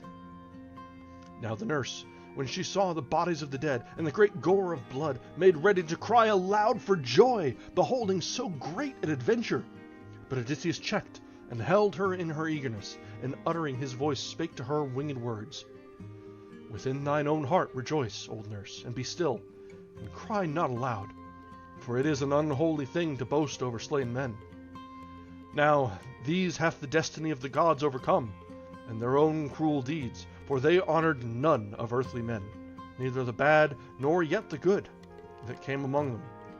Wherefore they have met a shameful death, through their own infatuate deeds. But come, tell me the tale of the women in my halls, which of them dishonor me, and which be guiltless. Then the good nurse Euryclea answered him, Yea now, my child, I will tell thee all the truth. Thou hast 50 women servants in thy halls, that we have taught the ways of housewifery, how to card wool, and to bear bondage. Of these, 12 in all have gone the way of shame, and honor not me, nor their lady Penelope. And Telemachus hath but newly come to his strength, and his mother suffered him not to take command over the women in this house. But now, let me go aloft, to the shining upper chamber, and tell all to thy wife, on whom some god hath sent asleep. And Odysseus of many counsels answered her, saying, Wake her not yet, but bid the women come hither, who in time past behaved themselves unseemly. So he spake, and the old wife passed through the hall, to tell the women and to hasten their coming. Then Odysseus called to him Telemachus, and the neatherd, and the swineherd, and spake to them winged words. Begin ye now to carry out the dead, and bid the women help you, and thereafter cleanse the fair high seats and the tables with water and porous sponges. And when ye have set all the house in order, lead the maidens without the established hall, between the vaulted room and the goodly fence of the court, and there slay them with your long blades, till they shall have all given up the ghost and forgotten the love that of old they had at the bidding of the wooers, in secret dalliance. Even so he spake, and the women came all in a crowd together, making a terrible lament and shedding big tears. So first they carried forth the bodies of the slain, and set them beneath the gallery of the fenced court, and propped them one on another. And Odysseus himself hastened the women and directed them, and they carried forth the dead perforce. Thereafter they cleansed the fair high seats and the tables with water and porous sponges, and Telemachus and the neatherd and the swineherd scraped with spades the floor of the well-builded house, and behold, the maidens carried all forth and laid it without the doors. Now, when they had made an end of setting the hall in order, they led the maidens forth from the established hall, and drove them up in a narrow space between the vaulted room and the goodly fence of the court, whence none might avoid. And wise Telemachus began to speak to his fellows, saying, God forbid that I should take these women's lives by a clean death, these that have poured dishonor on my head and on my mother, and have lain with the wooers. With that word, he tied the cable of a dark prowed ship to a great pillar and flung it round the vaulted room and fastened it aloft, that none might touch the ground with her feet. And even as when thrushes long of wing or doves fall into a net that is set in a thicket, as they seek to their roosting place, and a loathly bed harbors them, even so the women held their heads all in a row, and about their necks nooses were cast, that they might die by the most pitiful death. And they writhed with their feet for a little space, but for no long while. Damn, that's kind of cold. Then they let out Melanthius through the doorway in the court, and cut off his nostrils and his ears with the pitiless sword, and drew forth his vitals for the dogs to devour raw, and cut off his hands and feet in their cruel anger. Alright, damn guys, chill. Thereafter they washed their hands and feet, and went into the house to Odysseus, and all the adventure was over. So Odysseus called to the good nurse Euryclea, "Bring sulfur, old nurse, that cleanses all pollution, and build me fire, that I may purify the house with sulfur. And do thou bid Penelope come here with her handmaidens, and tell all the women to hasten into the hall." Yeah, maybe not the coolest. This is definitely some Old Testament level of vengeance and wrath going on here. Which, I mean, this is kind of a time with Old Testament, so it makes sense, right? But yeah, like, point generally in the direction of Troy.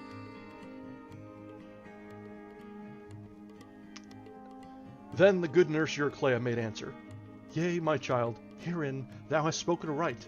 But go to, let me bring thee a mantle and a doublet for raiment, and stand not in the halls with thy broad shoulders wrapped in rags. It were blame in thee to do so." And Odysseus of many counsels answered her, saying, "First, let a fire now be made me in the hall." So he spake, and the good nurse Euryclea was not slow to obey, but brought fire and brimstone, and Odysseus thoroughly purged the women's chamber, and the great hall and the court. Then the old wife went through the fair halls of Odysseus to tell the women, and to hasten their coming. So they came forth from their chamber with torches in their hands, and fell about Odysseus, and embraced him, and kissed and clasped his head and shoulders and his hands lovingly. And a sweet longing came on him to weep and moan, for he remembered them every one.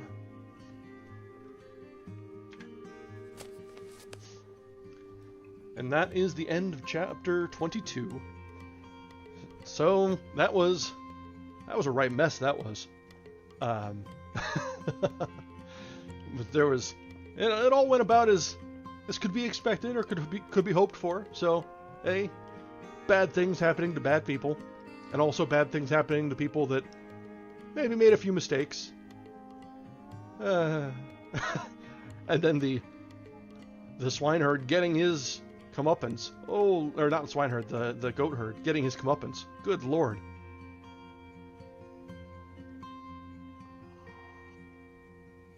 At least I won't have to do his voice anymore. That one was rough. Alright. We've probably got one more chapter in us left, so we can get a little bit of the downward slope. Or I guess the finale of the reunion. We should be able to see Odysseus finally, actually, in his own guise, reunite with Penelope. It'll be hopefully good. Can we please be done with the biblical? Yeah, that's... Well, so I think Euryclea had mentioned that... So the wooers had forced themselves on some of the maids. Not necessarily those in the 12. It very well could have been, but I think those 12 may have been a little bit more willing partners in this. But maybe not. It's entirely possible that we're going very biblical on things at this point, and any sort of disgrace is apparently worthy to be hanged.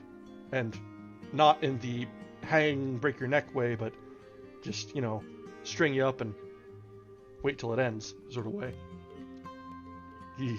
Yikes.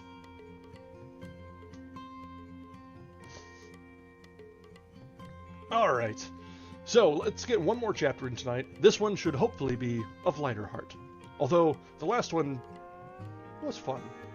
I'll be honest. There were a few parts where there were some yikes there at the end, but it was nice. It was nice. Alright, so now we continue on for our last chapter of the evening with Book 23. Odysseus maketh himself known to Penelope, tells his adventures briefly, and in the morning goes to Laertes and makes himself known to him.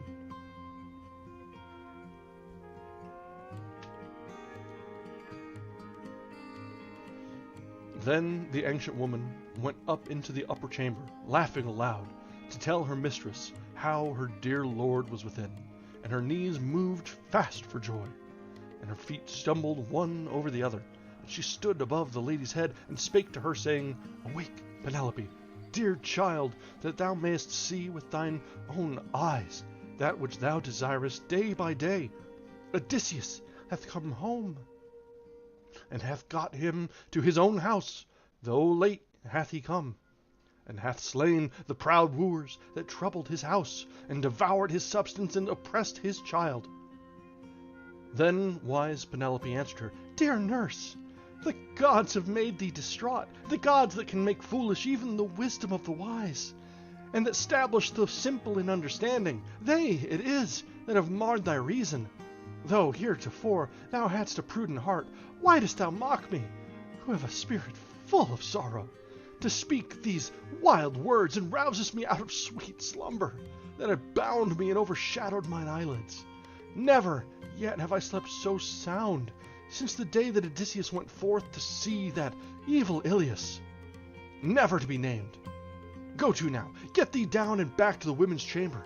For if any other of the maids of my house had come and brought me such things, and wakened me from sleep, straight away would I have sent her back woefully to return within the women's chamber. But this time thine old age shall stand thee in good stead. Damn, Penelope's just saying, straight up going, hey, you got the dementia, old lady. Then the good nurse Eurycleia answered her, I mock thee not, dear child, but in very deed Odysseus is here, and hath come home, and even as I tell thee, he is that guest on whom all men wrought such dishonor in the halls. But long ago Telemachus was ware of him, that he was within the house, yet in his prudence he hid the counsels of his father, that he might take vengeance on the violence of the haughty wooers.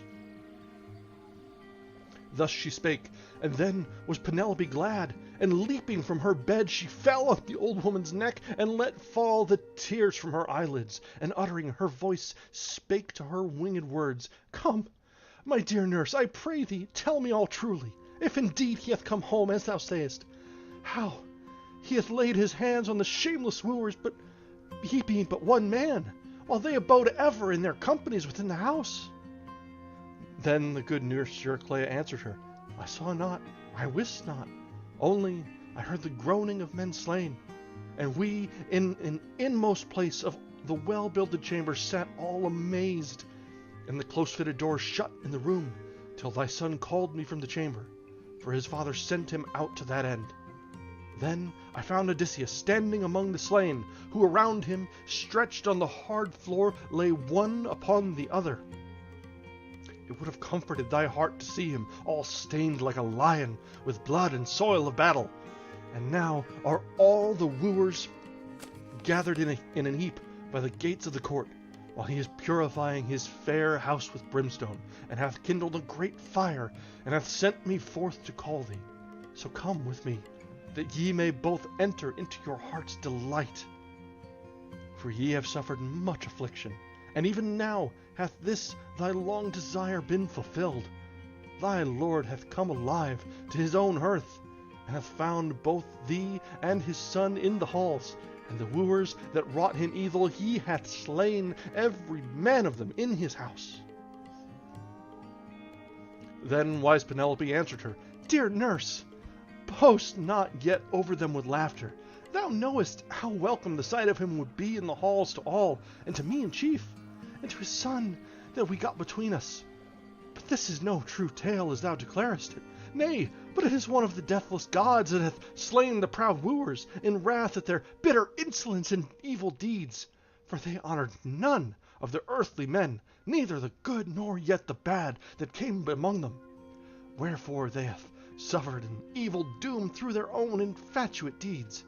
But Odysseus, far away, hath lost his homeward path to the Achaean land, and himself is lost.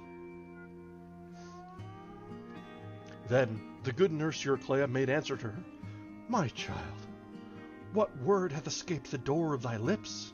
In that thou saidst that thy lord, who is even now within, and by his own hearthstone would return no more? Nay, thy heart is ever hard of belief. Go to now, and I will tell thee besides a most manifest token, even the scar of the wound that the boar on a time dealt him with his white tusk. This I spied while washing his feet, and fain I would have told it even to thee, but he laid his hand on my mouth, and in the fullness of his wisdom suffered me not to speak. But come with me, and I will stake my life on it, and if I play thee false, do thou slay me by a death most pitiful. Then wise Penelope made answer to her, Dear nurse, it is hard for thee, how wise soever, to observe the purposes of the everlasting gods. None the less let us go to my child, that I may see the wooers dead, and him that slew them. With that word she went down from the upper chamber, and much her heart debated, whether she should stand apart and question her dear lord, or draw nigh, and clasp and kiss his head and hands. But when she had come within, and had crossed the threshold of stone, she sat down over against Odysseus in the light of the fire, by the further wall. Now he was sitting by the tall pillar, looking down and waiting to know if, perchance, his noble wife would speak to him, when her eyes beheld him. But she sat long in silence, and amazement came upon her soul. And now she would look upon him steadfastly with her eyes, and now again she knew him not, for that he was clad in vile raiment. And Telemachus rebuked her, and spake, and hailed her, Mother mine, ill mother, of an ungentle heart, why turnest thou thus away from my father, and dost not sit by him, and question him, and ask him all? No other woman in the world would harden her heart to stand thus aloof from her lord, who after much travail and sore had come to her in the 20th year to his own country. But thy heart is harder ever than stone. Then wise Penelope answered him, saying, Child, my mind is amazed within me. I have no strength to speak, nor to ask him aught, nay, nor to look on him face to face. But if in truth this be Odysseus, and he hath indeed come home, verily we shall beware of each other the more surely, for we have tokens that we twain know, even we, secret from all others. So she spake, and the steadfast, goodly Odysseus smiled, and quickly he spake to Telemachus winged words. Telemachus, leave now thy mother to make trial of me within the chambers. So shall she soon come to a better knowledge than heretofore. But now I go filthy, and am clad in vile raiment. Wherefore she has me in dishonor, and as yet will not allow that I am he. Let us then advise us how all may be for the very best. For whoso has slain but one man in a land, even that one leaves not many behind him to take up the feud for him, turns outlaw, and leaves his kindred and his own country. But we have slain the very stay of the city, the men who were far the best of all the noble youths in Ithaca. So this I bid thee consider. Then wise Telemachus answered him, saying, Father, see thou to this, for they say that thy counsel is far the best among men, nor might any other of mortal men contend with thee. But right eagerly will we go with thee now, and I think we shall not lack prowess, so far as might is ours. And Odysseus of many counsels answered him, saying, Yea now, I will tell on what wise methinks it is best. First, go ye to the bath, and array you in your doublets, and bid the maidens in the chambers to take to them their garments. Then let the divine minstrel, with his loud lyre in hand, lead off for us the measure of the mirthful dance. So shall any man that hears the sound from without, whether a wayfarer or one of those that dwell around, say that it is a wedding feast. And thus the slaughter of the wooers shall not be noised abroad through the town before we go forth to our well-wooded farmland. Thereafter shall we consider what gainful counsel the Olympian may vouchsafe us.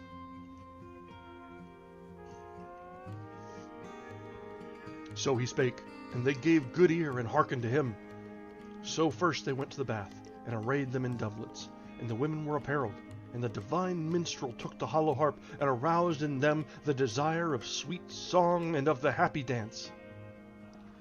Then the great hall rang round them with the sound of the feet of dancing men and of fair girdled women, and whoso heard it from without would say, Surely someone has wedded the queen of many wooers. Hard of heart was she, nor had she courage to keep the great house of her wedded lord continually till his coming. Even so men spake, and knew not how these things were ordained. Meanwhile the house dame Eurynome had bathed the great-hearted Odysseus within his house, and anointed him with olive oil, and cast about him a goodly mantle and a doublet. Moreover, Athene shed great beauty from his head downwards, and made him greater and more mighty to behold. Are we buffering a little? I think we're okay. All right.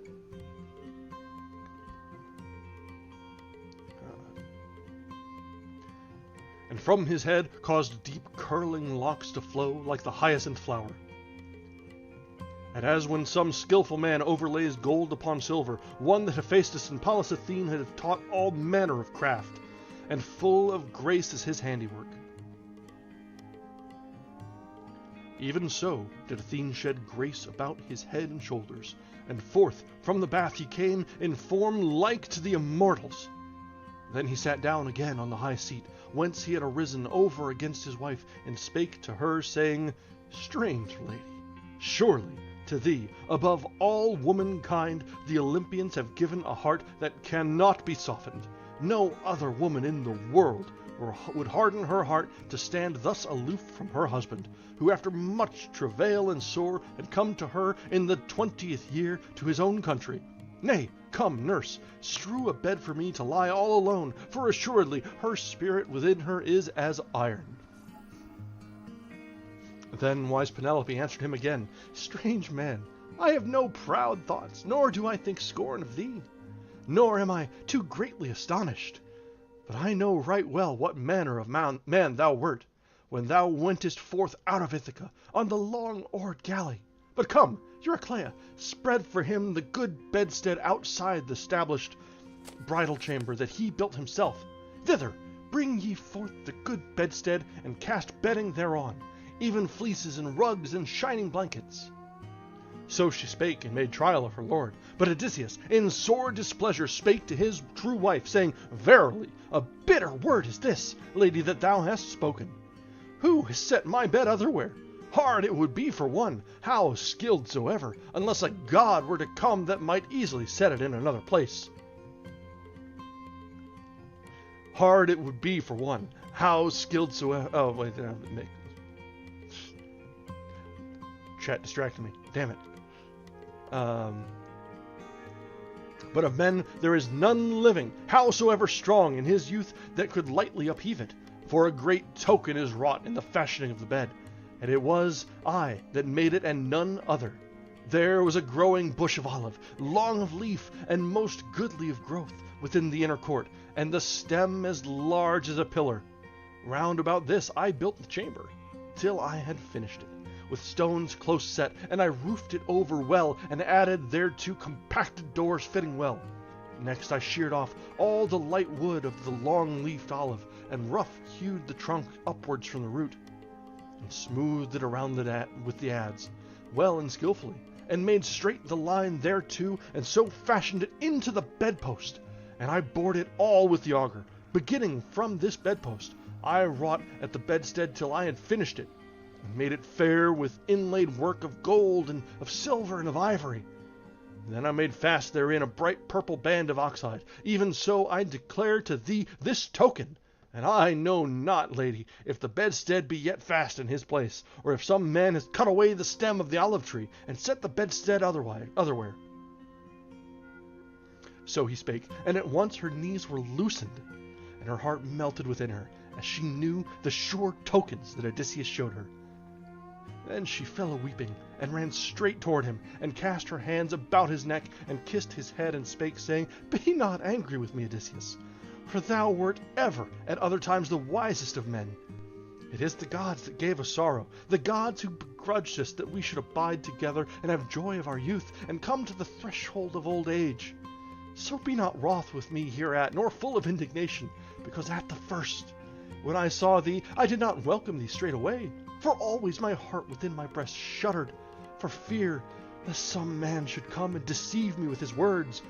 For many they be that devise gainful schemes and evil. Nay, even Argive Helen, daughter of Zeus, would not have lain with a stranger and taken him for a lover, had she known that the warlike sons of the Achaeans would bring her home again to her own dear country. Howsoever it was, the god that had set her upon the shameful deed, nor ever, ere that, did she lay up in her heart the thought of this folly. A bitter folly, whence on us too first came sorrow. But now that thou hast told all the sure tokens of our bed, which never was seen by mortal man, save by thee and me and one maiden only, the daughter of Actor, that my father gave me ere yet I had come hither, she who kept the doors of our strong bridal chamber, even now dost thou bend my soul, all ungentle as it is. Thus she spake, and in his heart she stirred yet a greater longing to lament, and he wept as he embraced his beloved wife and true. And even as when the sight of a land is welcome to swimmers, whose well-wrought ship Poseidon hath smitten on the deep, all driven with the wind and the swelling waves, and but a remnant hath escaped the grey sea water and swum to the shore, and their bodies are all crusted with the brine, and gladly have they set foot on land and escaped an evil end. So welcome to her was the sight of her lord, and her white arms she would never quite let go from his neck. And now would the rosy-fingered dawn have risen upon their weeping. But the goddess, grey-eyed Athene, had other thoughts.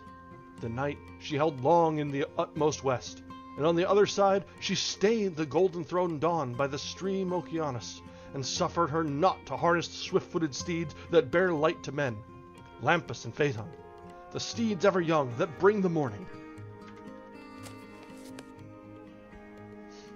Then at the last Odysseus of many counsels spake to his wife, saying, Lady, we have not yet come to the issue of all our labors, but still there will be toil unmeasured, long and difficult, that I must needs bring to a full end. Even so the spirit of Tiresias foretold to me, on that day when I went down into the house of Hades, to inquire after a returning for myself and my company. Wherefore come, lady, let us to bed, that forthwith we may take our joy of rest beneath the spell of sweet sleep. Then wise Penelope answered him, Thy bed verily shall be ready whensoever thy soul desires it. For as much as the gods have indeed caused thee to come back to thy established home and thine own country, but now that thou hast noted it, and the gods has put it into thy heart, come, tell me of this ordeal, for methinks the day will come when I must learn it, and timely knowledge is no hurt. And Odysseus of many counsels answered her, saying, why now art thou so instant with me to declare it? Yet I will tell thee all, and hide not, howbeit thy heart shall have no joy of it, as even I myself have no pleasure therein. For Tiresias bade me fare to many cities of men, carrying a shapen oar in my hands, till I should come to such men as know not the sea, neither eaten meat savored with salt, nor have they knowledge of ships of purple cheek, nor of shapen oars, which serve for wings to ships. And he told me this with manifest token, that I will not hide from thee. In the day when another wayfarer should meet me, and say that I had a winnowing fan on my stout shoulder, even then he bade me make fast my shapen oar in the earth, and do goodly sacrifice to the Lord Poseidon, even with a ram and a bull and a boar, the mate of swine, and depart for home, and offer holy hecatombs to the deathless gods that keep the wide heaven, to each in order due. And from the sea shall mine own death come, the gentlest death that may be, which shall end me, fordone, with smooth old age. And the folk shall dwell happily around. All this, he said, was to be fulfilled.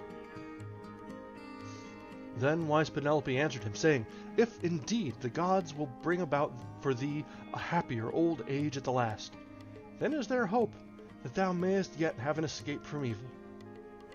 Thus they spake one to the other. Meanwhile, Eurynome and the nurse spread the bed with soft coverlets, by the light of the torches burning. But when they had busied them and spread the good bed, the ancient nurse went back to her chamber to lie down, and Eurynome, the bower maiden, guided them on their way to the couch, with torches in her hands. And when she had led them to the bridal chamber, she departed. And so they came gladly to the rites of their bed, as of old. But Telemachus, and the neatherd, and the swineherd stayed their feet from dancing, and made the women to cease, and themselves gat them to rest through the shadowy halls. Now, when the twain had taken their fill of sweet love, then they had delight in their tales, which they told one to the other. The fair lady spoke of all that she had endured in the halls at the sight of the ruinous throng of wooers, who for her sake slew many cattle, kine, and goodly sheep, and many a cask of wine was broached. And in turn, Odysseus, of the seed of Zeus, recounted all the griefs he had wrought on men, and all his own travail and sorrow, and she was delighted with the story, and sweet sleep fell not upon her eyelids till the tale was ended. He began by setting forth how he overcame the Cicones, and next arrived at the rich land of the Lotus Eaters, and all that the Cyclops wrought, and what a price he got from him for the good companions that he devoured, and showed no pity. Then he came to Aeolus, who received him gladly, and sent him on his way, but it was not yet ordained that he should reach his own country. For the storm wind seized him again, and bare him over the teeming seas, making grievous moan. Next, how he came to Telepolis of the Lastrygonians, who brake his ships and slew all his goodly grieved companions, and Odysseus only escaped with his black ship. Then he told all the wiles and many contrivances of Circe, and how in a benched ship he fared to the dark house of Hades to seek the soul of the Theban Tiresias. There he beheld all those that had been his companions, and his mother who bore him and nurtured him, while yet he was a little one. Then how he heard the song of the full-voiced sirens, and came to the rocks wandering, and to terrible Charybdis, and to Scylla, that never yet men avoided scatheless. Next he told how his company slew the kine of Helios, and how Zeus that thunders on high smote the swift ship with the flaming bolt, and the good crew perished all together, and he alone escaped from evil fates, and how he came to the isle Ogygia, and to the nymph Calypso, who kept him there in her hollow caves, longing to have him for her lord, and nurtured him, and said that she would make him never to know death or age all his days. Yet she never won his heart within his breast. Next, how with the great toil he came to the Phaeacians, who gave him all worship heartily, as to a god, and sent him with a ship to his own dear country, with gifts of bronze and of gold, and raiment in plenty. This was the last word of the tale, when sweet sleep came speedily upon him, sleep that loosens the limbs of men, unknitting the cares of his soul. Note for a moment, he mentions Circe, and he mentions Calypso. He doesn't mention that he slept with both of them. Odysseus, my man, come on. Your wife went 20 years with like 30 guys all thirsting after her. I know those two, like Circe and Calypso, yeah, sure, they might have been goddesses. And yeah, in your heart of hearts you stayed true. But my brother, come on. You gotta at least tell her. You gotta. Like, you might get a pass. They are goddesses. But you gotta tell her.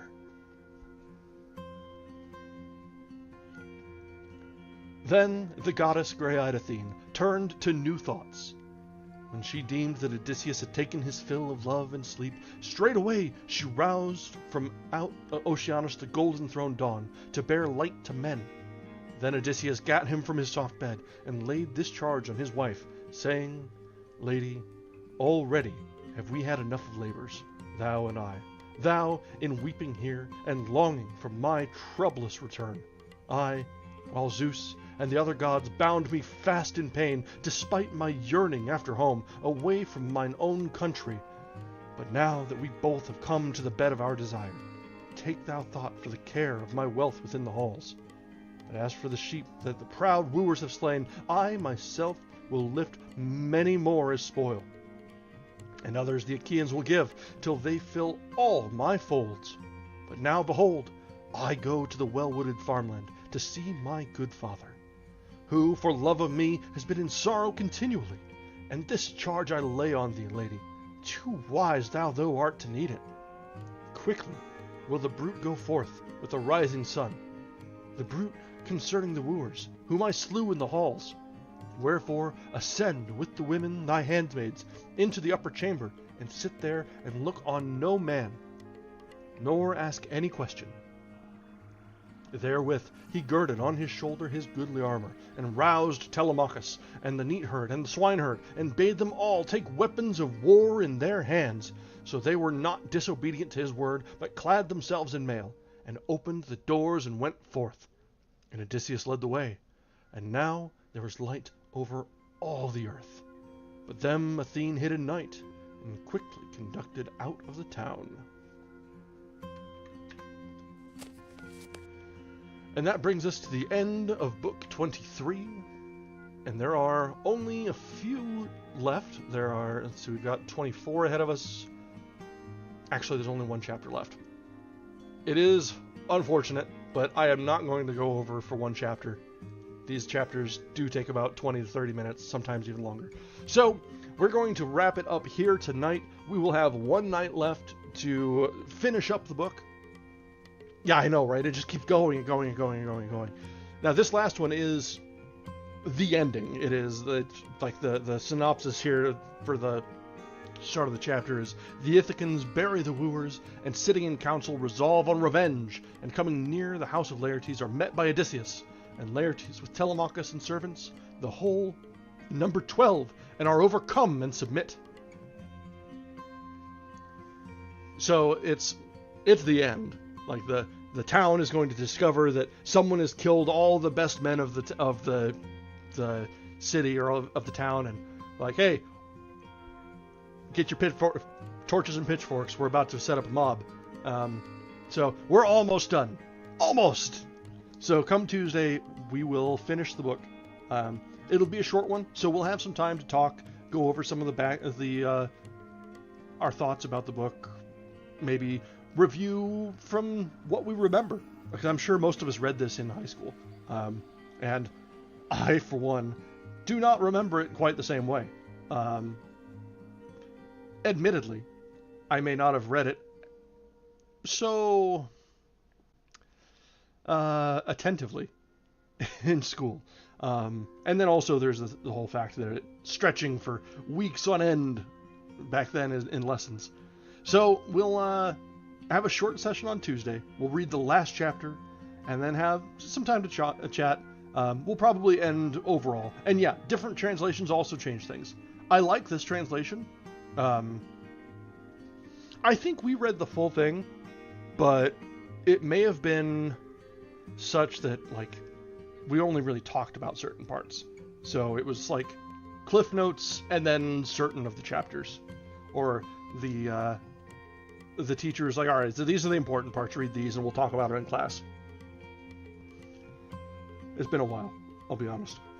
But yeah, I liked this translation overall. It was better than the first one. I remember talking about it in our first session reading this, but the most popular translation or the most popular download of this in the Gutenberg site, was inconsistent in the names of the gods. This one, it's not like the names that we are familiar with. It's like Athene instead of Athena, and Hera instead of Hera, it's just like here, which is awkward. Probably meant to be pronounced Hera, but usually you expect it to have an A at the end. And a few other things like that. But the first translation, the one that I had pulled down and like immediately noped out of, it was crossing both Greek and Roman names for the gods.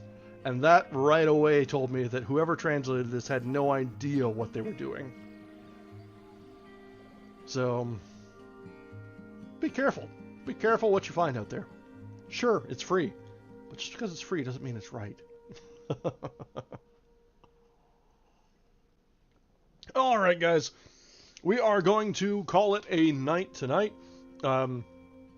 If you have not, please go ahead and drop a like on the stream.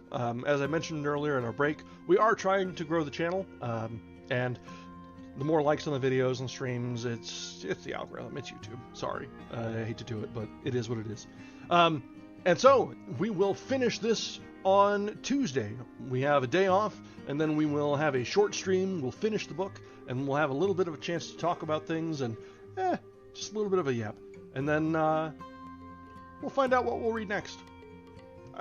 We might go back to Lovecraft a little bit to fill time and before our next project, but we'll see. There's always, as always, there's many and more things to read. So for now, I will bid you a good night. Thank you very much for joining us. It's been a good session tonight. It was good to see the climax finally come through. Akamos, if it's French, I swear to God.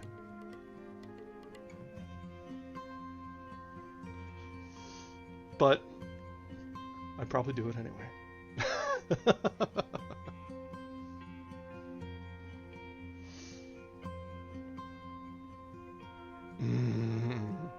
I will admit, I myself have looked at like the Three Musketeers and the Man in the Iron Mask as options, so I may do things to myself.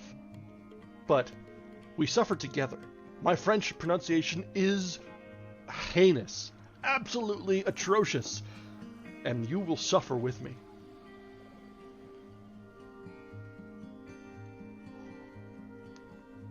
Alright, guys. We will... Oh. It's another doozy. Oh, Count of Monte Cristo. Yeah, that's also a good one. I mean, you say this is doozy, but yeah, this one is... It's dense. Like, the Odyssey was dense, but it wasn't that bad. I think when we read The Mysterious Island, it took us like 12 sessions. And this one will finish on our 8th. So it's not that bad. Part of it, too, is I've gotten a little bit more in the rhythm. I think when we read Mysterious Island, it was our 2nd or 3rd book. It was early. And Vern is special.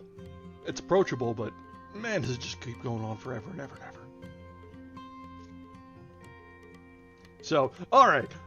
If I let myself, we will just keep yapping all night long. So, I'm going to call it here tonight.